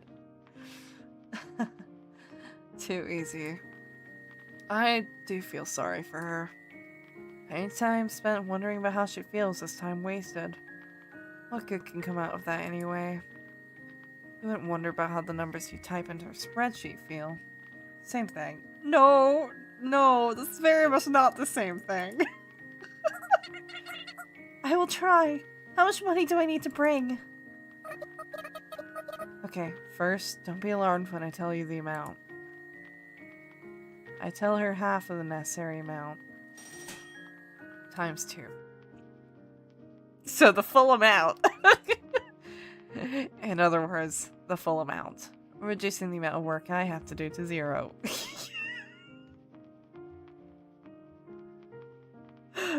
She's awful.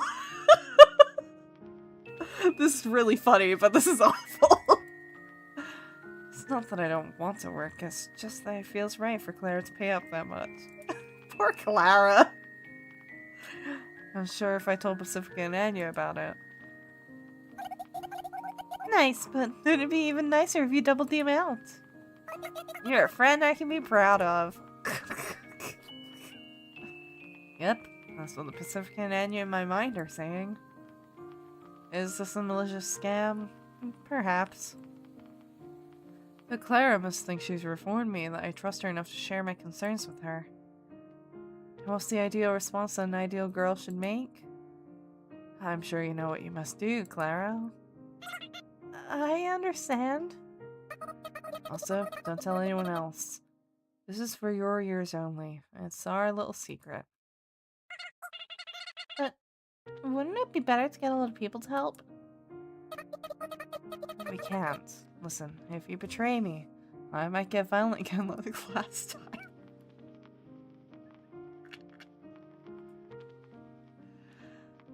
I think I feel Clara's shoulders stiffen when she hears the words last time. She hasn't forgotten the terror. I think it's far easier to forget things like love and happiness than it is to forget terror. Terror dulls your decision-making skills, and Clara's already dull as it is, which I guess is why I'm able to handle her so easily. But I don't have that much money. We really should get more people to help. Don't say a word to anyone.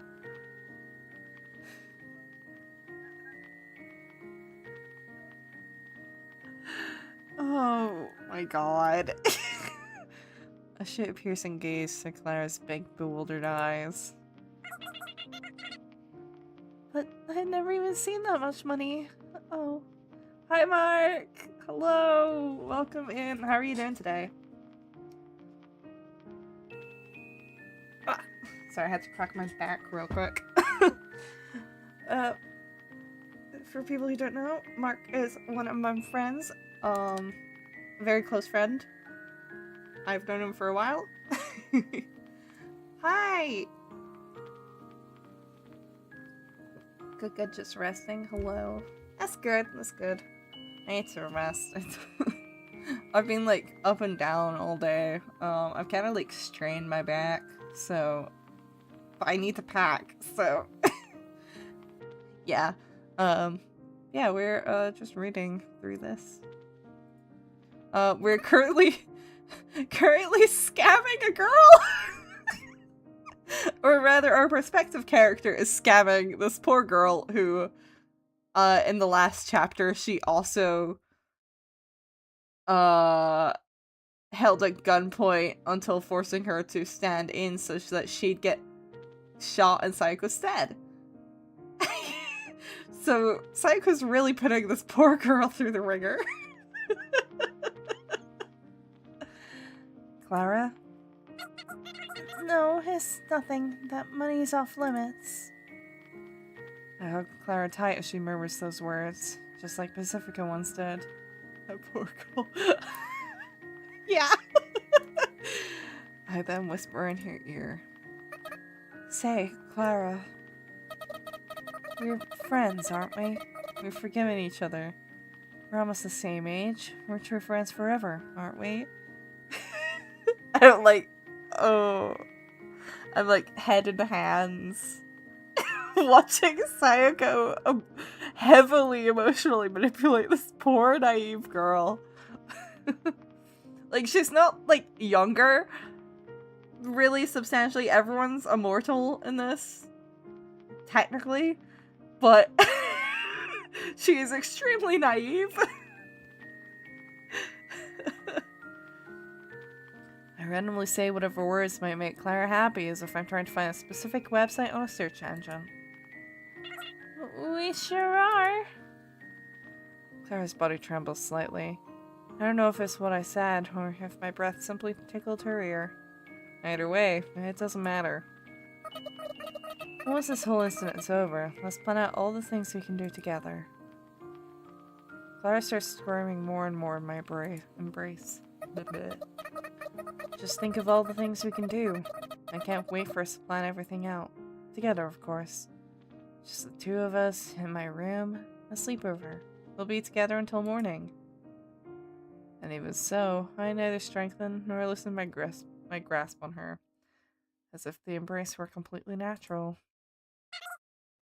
Oh, I wonder what you'll sound like as you snooze in my arms.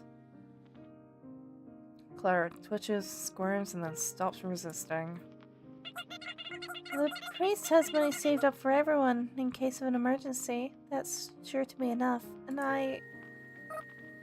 Go on. I'm in charge of looking at that money every once in a while. If I don't, it'll disappear like all the other stuff here, so... Clara. The next time I have to look at the money, I can bring it out. Thank you. I feel bad for the priest, but this is surely a good use of the money, right? God will surely forgive me, right? I'm sure he will. I'll pray that he forgives you, too. Okay. I'm starting to think that Sayako might have more wrong with her than I previously thought. Because, like, I thought before that she just had a tendency to, like, shoot straight to violence.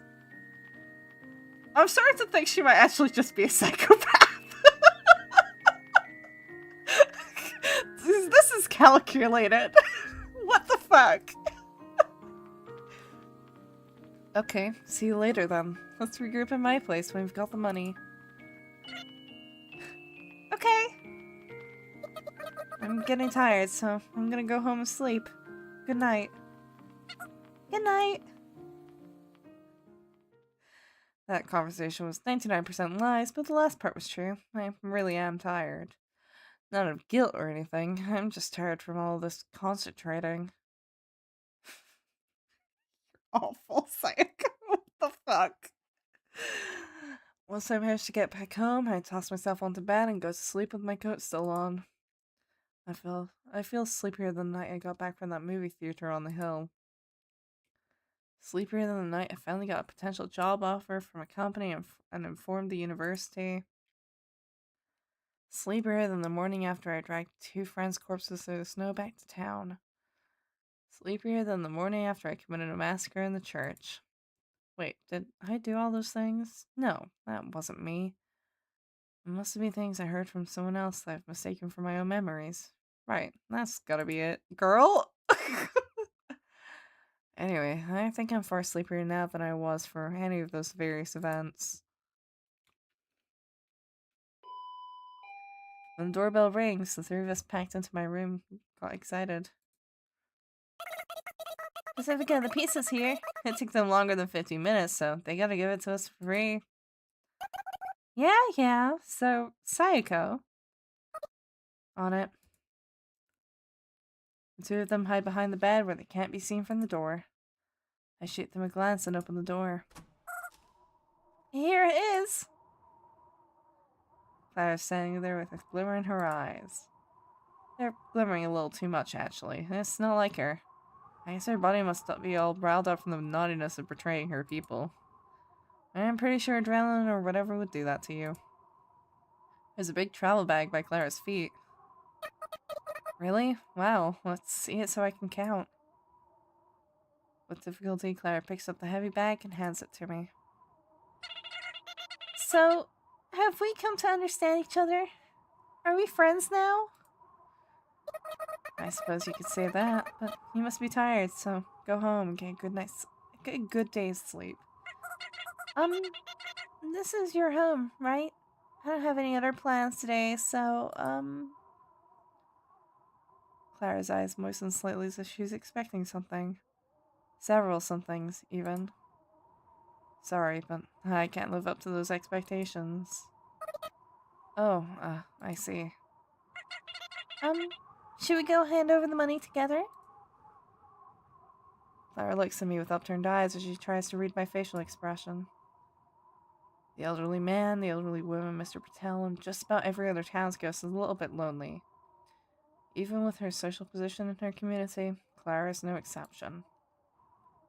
That said, I guess it'd be kind of ironic for a ghost to live a fulfilling life with lots of friends.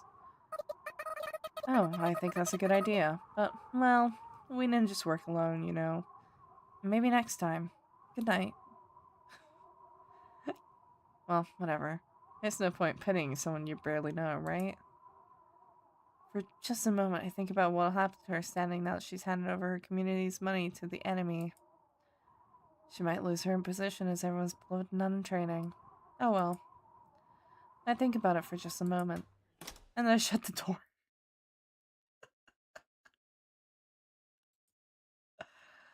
I hear cheering from behind me. That was some real rock and roll stuff there. You totally broke her spirit. I give you 10,000 out of 100 points. That's 1,000 times more than the maximum score, Teach. It's 100 times more, you absolute poophead. Was that okay? That was an absolute garbage move, I'd say. There's Clara we're talking about, so... Exactly. Sorry, not sorry. Yep. I needed to muster up a lot of courage to open up to Pacific and Anya about this whole thing, but they accepted my decision without judging me. They should probably judge you a little more. After strengthening our bond over a shared malice towards Clara, we're in completely celebratory mood. It's a total victory for the type of woman who loves seeing cute girls loved by everyone fall flat on their faces. Thanks, you two. Don't mention it. All we did was watch. It's probably been about a month. Calendars don't exist in this town. I don't know if it's because of that, but the very concept of time is ambiguous in this town. We all pretty much decide things with relative terms like today, tomorrow, tomorrow's tomorrow, and tomorrow's tomorrow's tomorrow. And so forth, I suppose. It seems that even in a town like this, the concepts of past and future vaguely exist. However vague time may be, it definitely took time for Clara to gather the money and for the three of us to get together again like this. And using that time to walk around inanimate pet clays isn't a good way to spend it. I'm sure that girl would be much happier to live her time freely. Alrighty then, time to go slam that cash in the old hag's face. We've gotta get back to work though. You better. I'm still waiting on these goods. I know, just give me a bit more time. Pacific and Anya part ways at the entrance to the apartment complex. I am the ninja of justice who will save Yoru. On the way to Yoru's workplace, I remember conceited one-liners to myself. You know, I say that Yoru probably wouldn't be very happy with how this came about, but considering her reaction to the church massacre, I actually don't think she cares. I'm just that elated right now. So elated I forgot to pay attention to my surroundings. Oh no. Hey, aren't ninjas normally for justice or evil?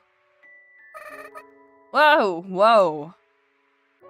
I'm so distracted I forget to even consider the fact that this town's small enough that Yura might be nearby on one of her pet clay walks and hear me murmuring to myself.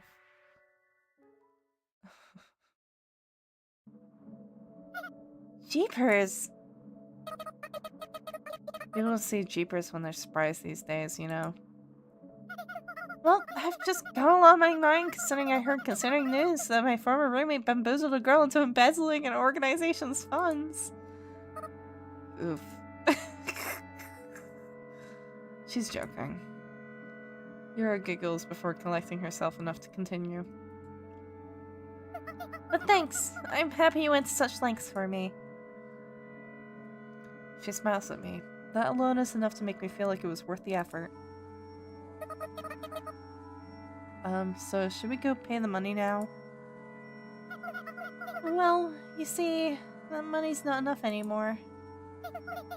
It turns out I'm kind of a klutz, you see. I broke some dishes, wasted some seasonings, and killed Biscuit. Remind me who Biscuit is again? One of the poops. Miss Margaret demanded compensatory damages, I think, and so that's more money added to my debt. No way. What a scumbag employer. No, it's far beyond that. She's just abusing and exploiting her. I blow my lid on employers who require punching out during breaks, but this is on a completely different level. The only thing you can do at a workplace like that is to get as far away from it as possible. Yura doesn't belong in that house. I'm reminded of that fact. It might seem like she has no other place to stay besides that house. That's not the entire truth. I understand. In that case, allow me to ask a hypothetical question. What would you think if someone wanted to live with you? I'd be happy, but I can't leave the place where I'm at right now. Why not? Without thinking, I grab Yura by the collar and bark in her face. There's no possible way you can be happy somewhere you're neglected, exploited, and abused.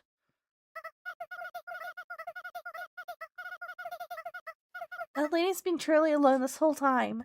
She's so sad. Sure, she's incontinent, she stinks, and she makes no sense, but I think I can understand why she turned out that way. You think you can fix that person? No, I don't think I can fix her, but even if I can't heal her, maybe I can alleviate her pain. In that sense, I don't think it's entirely meaningless for me to be there. That doesn't solve anything. Now instead of having one unhappy person, we've got two. There are tons of unhappy people. What difference does one more make? That's not the point. I don't think it's a bad idea to confront sadness rather than pretend that everything's okay. That's why I think this town is a good place. Is that why you came to this town, Yoru? Is that your goal? I don't have a goal. Just like you, psycho.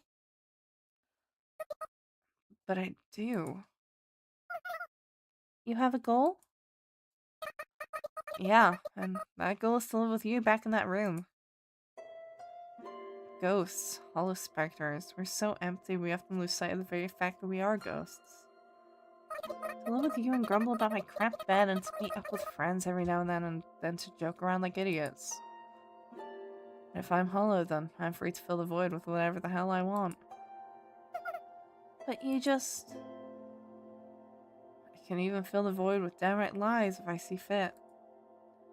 I gently placed my finger on yours forehead. That's right, I just made up that goal on the spot. I also made up your name on the spot, so it's a little too late to sweat the small stuff like that, you know? I'm sensing a Yuri moment. I am too. Yuri smiles awkwardly and giggles as if she can't find a reason to argue with me there. It looks like you finally admit it now, huh?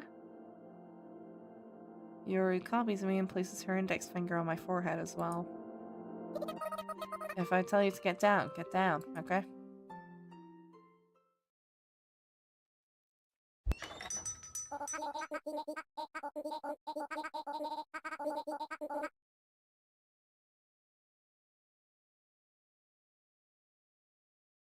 Sorry, I had to blow my nose.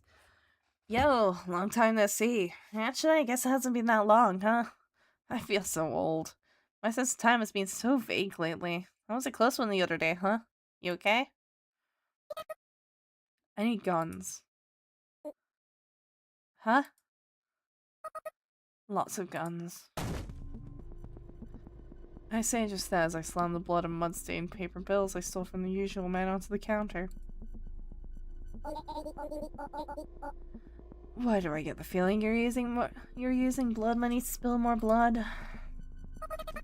Do you hate that sort of thing? Oh, let's out a big sigh. It doesn't feel like a sigh of disgust at all. I love it. I'll take all your bullets too. Woohoo! So they are real guns, okay? I carry all the guns my money could buy as I run towards old Lady Margaret's house. My feet feel so light. I think to myself as I run.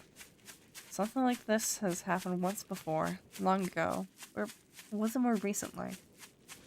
In the end, I guess I've got no way to free her without resorting to violence. Some people force their will upon reality against the desires of others using power, pain, and despair. If I came across someone like that, I'd probably despise them. I'd hate their guts. But I feel like I've been enduring something like that this whole time, and I hate it. I guess I'm worthless after all. Yuri herself chose to stay in a place like that, so shouldn't that be good enough for me? I noticed that I've stopped running. How long have I been standing still? I spent several seconds cursing myself for not even knowing what exactly it is I want to do. I know full well that what I'm doing isn't right. I mutter those words before dashing off once again. And that's why I have to do it. I don't slow down. In fact, I speed up. But my feet feel incredibly heavy.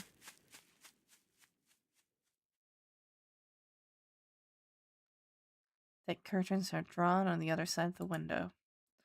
They probably serve to protect the inside from the cold, but they also prevent me from seeing what's going on inside. Regardless, this is the optimal point of entry for a home invasion. That's the conclusion I've come to after scoping the house out for a while. This is probably the living room window. If yours right, then this is where Margaret watches TV all day. I shout and shoot the glass window. Okay, I've got to finish things up in a second or less.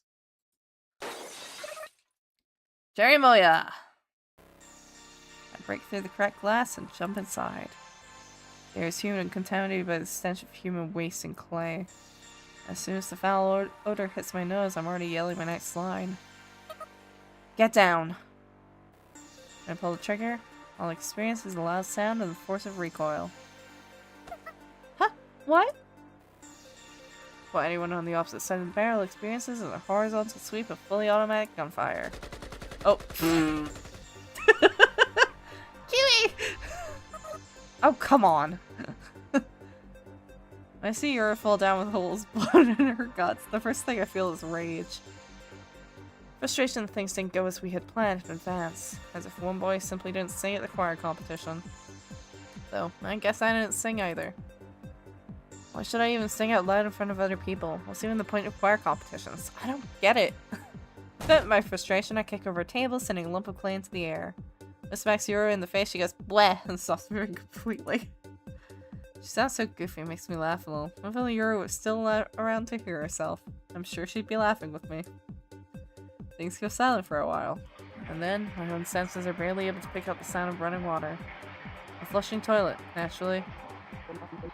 You! What did you break this time? You thought I wouldn't notice, didn't you? Don't take me for a fool. The door to what seems to be a stairwell opens up and out comes Margaret. You! I fire at her feet. The elderly woman screams and pitifully falls flat on her face. I don't even want to think about where the bullets landed or if they pierced all the way through. Run! Run away! Don't just space out! She's actually showing concern for Yoru, urging her to run. I guess she can't see Yoru's corpse from where she's fallen. You treated her so roughly and now you care? You don't understand. I was raising her with love. She's either lying to me or she's lying to herself like the senile elderly woman she is. Either way, I ignore her. Everyone has their own definition of love, which is why conflicts and misfortune happen. That's what I think, anyway. She was such a kind, gentle, good girl, always by my side. First kid I ever wanted to succeed me. I'm sure she could inherit what my generation accomplished. By sharing my hardships, she could become just like me. After saying that, the elderly woman bends backwards as far as she can to lift her upper body and lets out an anguished groan. As if she's trying to get her voice heard by someone, but she can't bend backwards for long. I guess the pain of being shot is far too much for her to bear. How dare you speak of love when you've never even considered how she feels? I look down upon the woman both literally and figuratively as she groans in pain. I guess I'm getting emotional because of the extraneous thought that if anyone else were to see my attempt at rescuing Yoru, they'd have a hard time understanding where I'm coming from. Do you think that girl had any choice but to accept my love? The elderly woman creeps on the floor as she speaks. That girl only has me, and I only have that girl. The meaning of those words catches me off guard a bit. And probably not in a good way. Oh. The elderly woman pulls a gun out of her pocket. A shock runs through my body, and as I fall backwards, I half-consciously pull the trigger on my rifle. Every sound seems delayed as it reaches my ears. Though, perhaps my senses are just oddly sensitive. Around the same time as my shoulders hit the carpet, the elderly woman lets out a groan. I guess I actually hit her with that shot in the dark. I feel something soft underneath my head. At first I think it's poop, but maybe it's just clay. Or maybe it really is poop. Gross. There are several things I want to make sure of right now, but it doesn't look like I can. And that's because I'm quickly losing consciousness. And close to death, even. The elderly woman's got some skills, huh? I guess every woman in this town is tough. Every last one of you takes me for a fool, but you know what? I've got a mind of my own. I take proper care of my pets. I even pay my taxes. I hear her shrill voice ranting and wheezing. I bet before long she's gonna die of blood loss herself. But my death's gonna be overwhelmingly quicker than hers. The voice from above must be heard. You think you can be a big shot who can defy the missile's voice from above? Don't take me for a fool. You're the fool, you damn criminal. If I experience every sort of death I can imagine, will that allow me to escape from this place?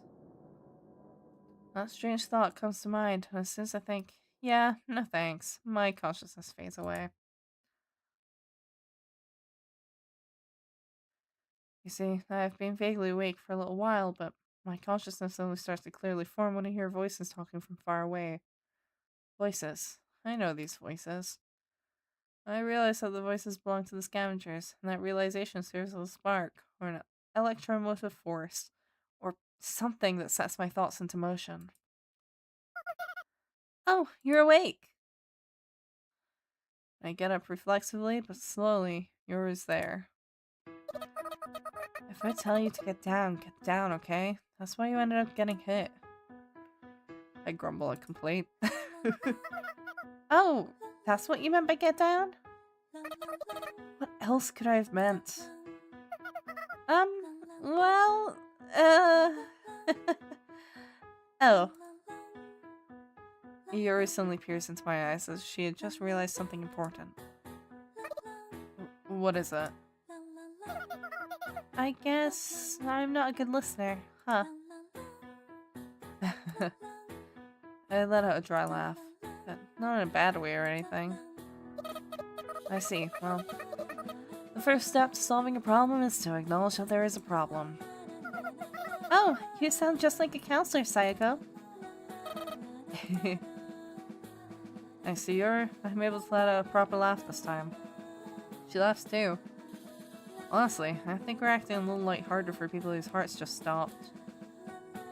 The scavengers wave and call out to us when they notice our voices. They seem a little spooked at first, but Yura smoothly tells them we were just on a walk. She's an amazing talker, just a terrible listener. I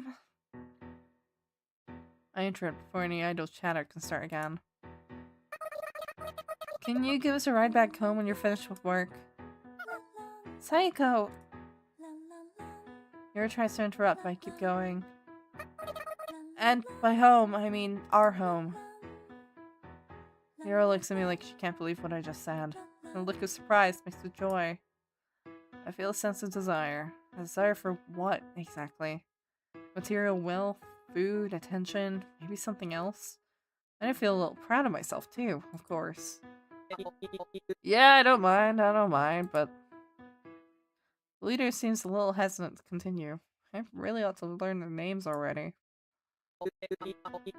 You'll help us finish that work, right? Of course! Yes, of course we'll help. The other two cheer behind their leader. I feel like cheering with them, but it's a little embarrassing, so I cheer silently.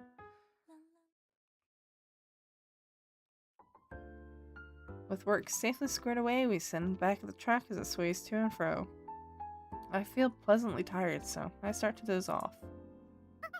Say, Sayako! Do you think Anya still has that lemonade stand? Since she interrupted my nap, I answer a little rudely. I guess. Let's use that to start a business. Selling lemonade? Of course not, silly. Selling violets? Perhaps that's your imaginary little sister. What? Testing her finger at a patient is wearing a white coat. Okay, next. There's a long line. Please pay here. I beckon the patient. Thank you. I feel so refreshed. He drops some coins in the palm of my hand. It's about enough to buy 2 cups of coffee at Mr. Propel's cafe. By the time I put the money in the register, the next patient's exam has already begun. Whenever I wake up, I hear a man crying inside a car parked outside. Every single day, and it's driving me mad. Perhaps that's just an imaginary man. I see. Okay, next. Please pay here. The payment is a flat sum. It's not expensive or anything, but considering the length of the line and the speedy service, it clearly adds up quickly. It didn't even cost anything to start up. Despite the dirt cheap prices, not a single patient has doubted the authenticity of the medical exam. I suppose not many are brave enough to raise a complaint in the presence of the ninja who single-handedly subjugated the whole church. Oh, how are things going, Miss Bodyguard? Pacifica. Who knew there would be a demand for such a service? It seems even I've been blindsided by your entrepreneur stuff. Well done. It was yours idea. There's no point selling something as low demand as lemonade. You have to sell something more essential. That was yours basic idea. Town's ghosts are all alone. It's like they've got nobody to turn to for counseling. So, you think you can make money off of that? Will anyone pay? I do, and they will. That's the feeling I got as I interacted with that old lady. I summarized that conversation to Pacifica. But Sayako, won't listening to everyone's concerns make for a stressful job for her? No, she's really bad at listening. Nope, there's no need to worry about that. Oh, that's a cut and dried answer. I guess I can appreciate her tenacity at least. No, it's not that she's tenacious or anything. I smile somewhat meanly. It's that she didn't listen to others in the first place.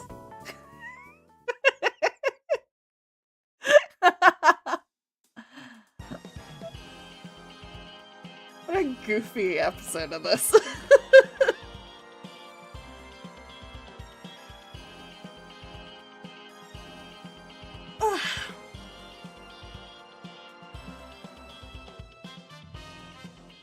Pretty well timed, actually. That was a really long episode, though, compared to the first two. I did not expect it to take up an entire 3 hours.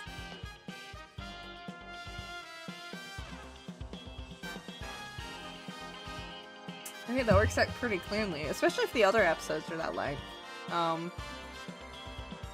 Because if episode 4 and 5 are about that long, that fits really neatly into a stream, huh?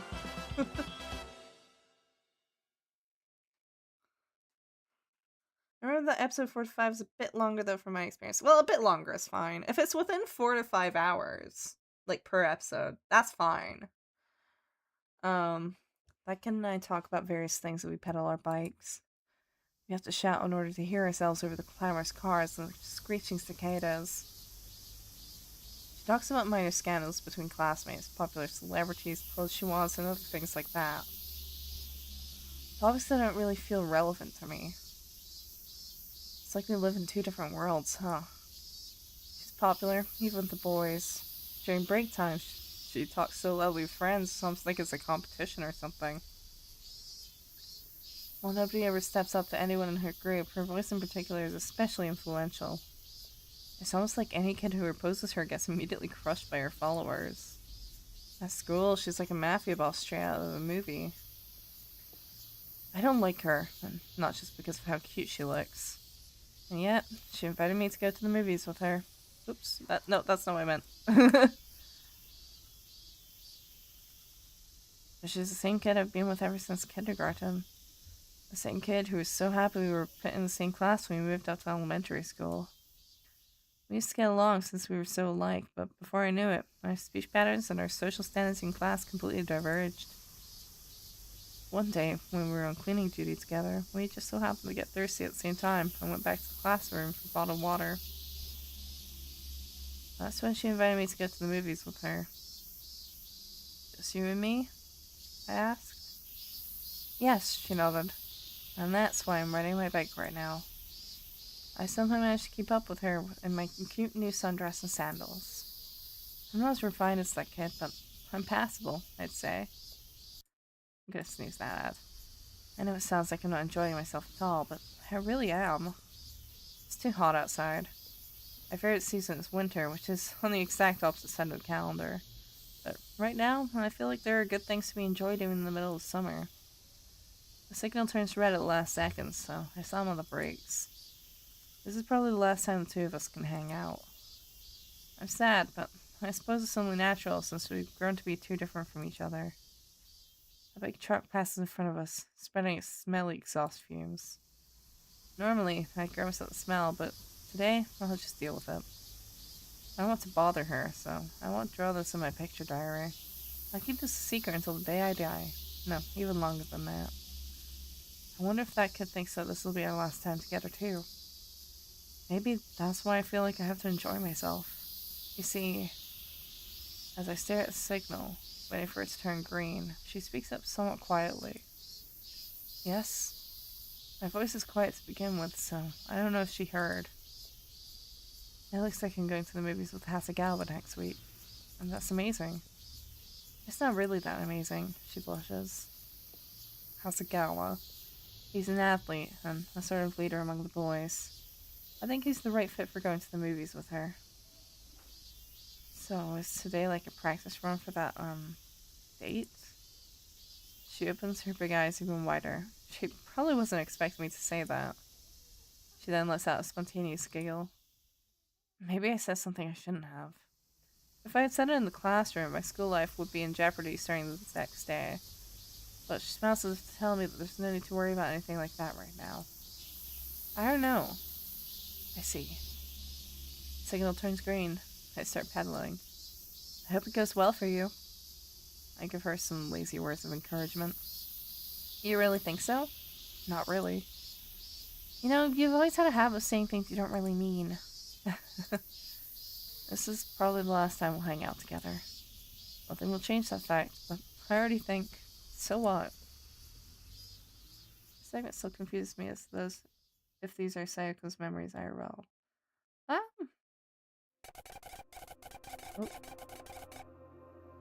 I don't know, I'm kind of interpreting it as, I mean, obviously Sayako is still a kid in those segments, right? And we know she's not originally from the ghost town. She's from a country far away, which is presumably Japan or something similar to it. And it's drawn in a completely different art style too. So I'd interpret them as childhood memories, but she's so like divorced from her childhood. Obviously, I suppose I probably won't have the full picture as intended until I finish 4 and 5.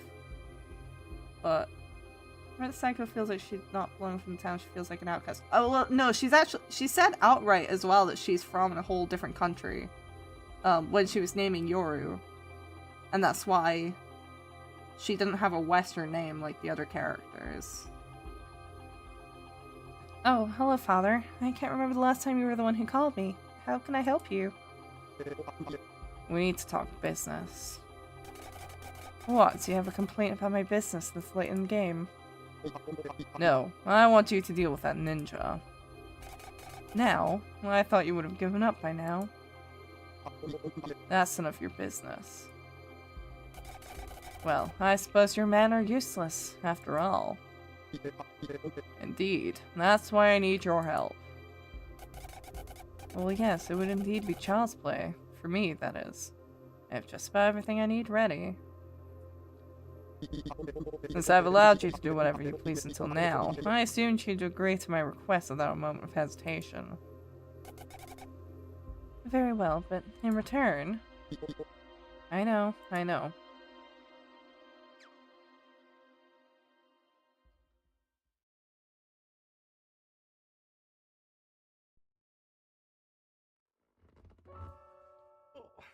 You have a theory on this one? Like that little ending segment? No,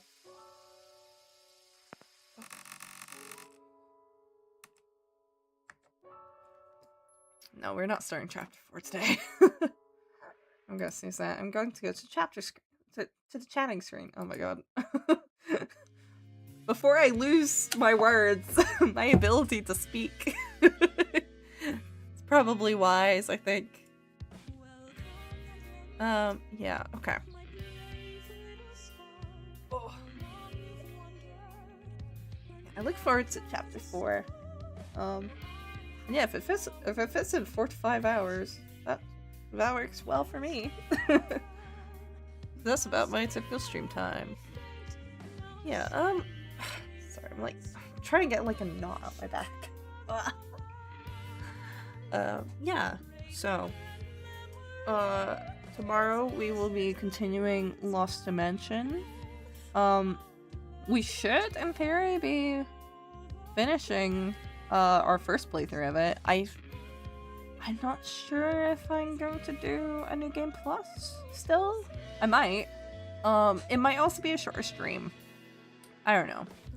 See how long it takes. I am going to be starting it later though. I did say that yesterday. It's probably gonna be more like 11 p.m. BST. I think I'm gonna schedule it for. It might shimmy a bit, just depending. Because I want to hang out with some friends before I move. So yeah, that'll be tomorrow. And then things are gonna get a little chaotic for a couple of weeks. With that, let's see. It was on not very many people. Lasers finishing. You better not right into me, I swear to God. Let's see.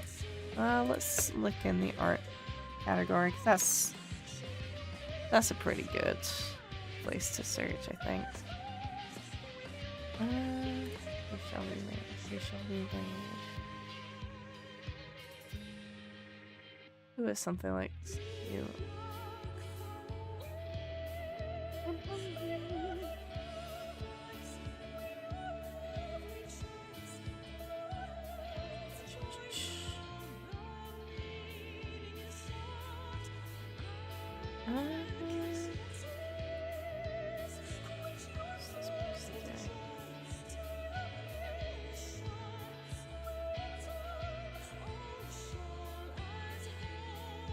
Yeah, this certainly looks cute. I don't really know what they're drawing, but it looks cute. They're drawing some characters or other. So we are going to read someone called Arisel, who is currently doing art. I don't know them personally, but they seem cool. They have a nice model. They've got nice art. It looks cute. It looks kind of chill. So yeah, I'll send you their way. And I'll see you guys tomorrow. At some point. Whenever I end up streaming. Question mark. Yeah. Bye-bye. Let me actually start the raid though. Bye-bye, bye-bye, bye-bye.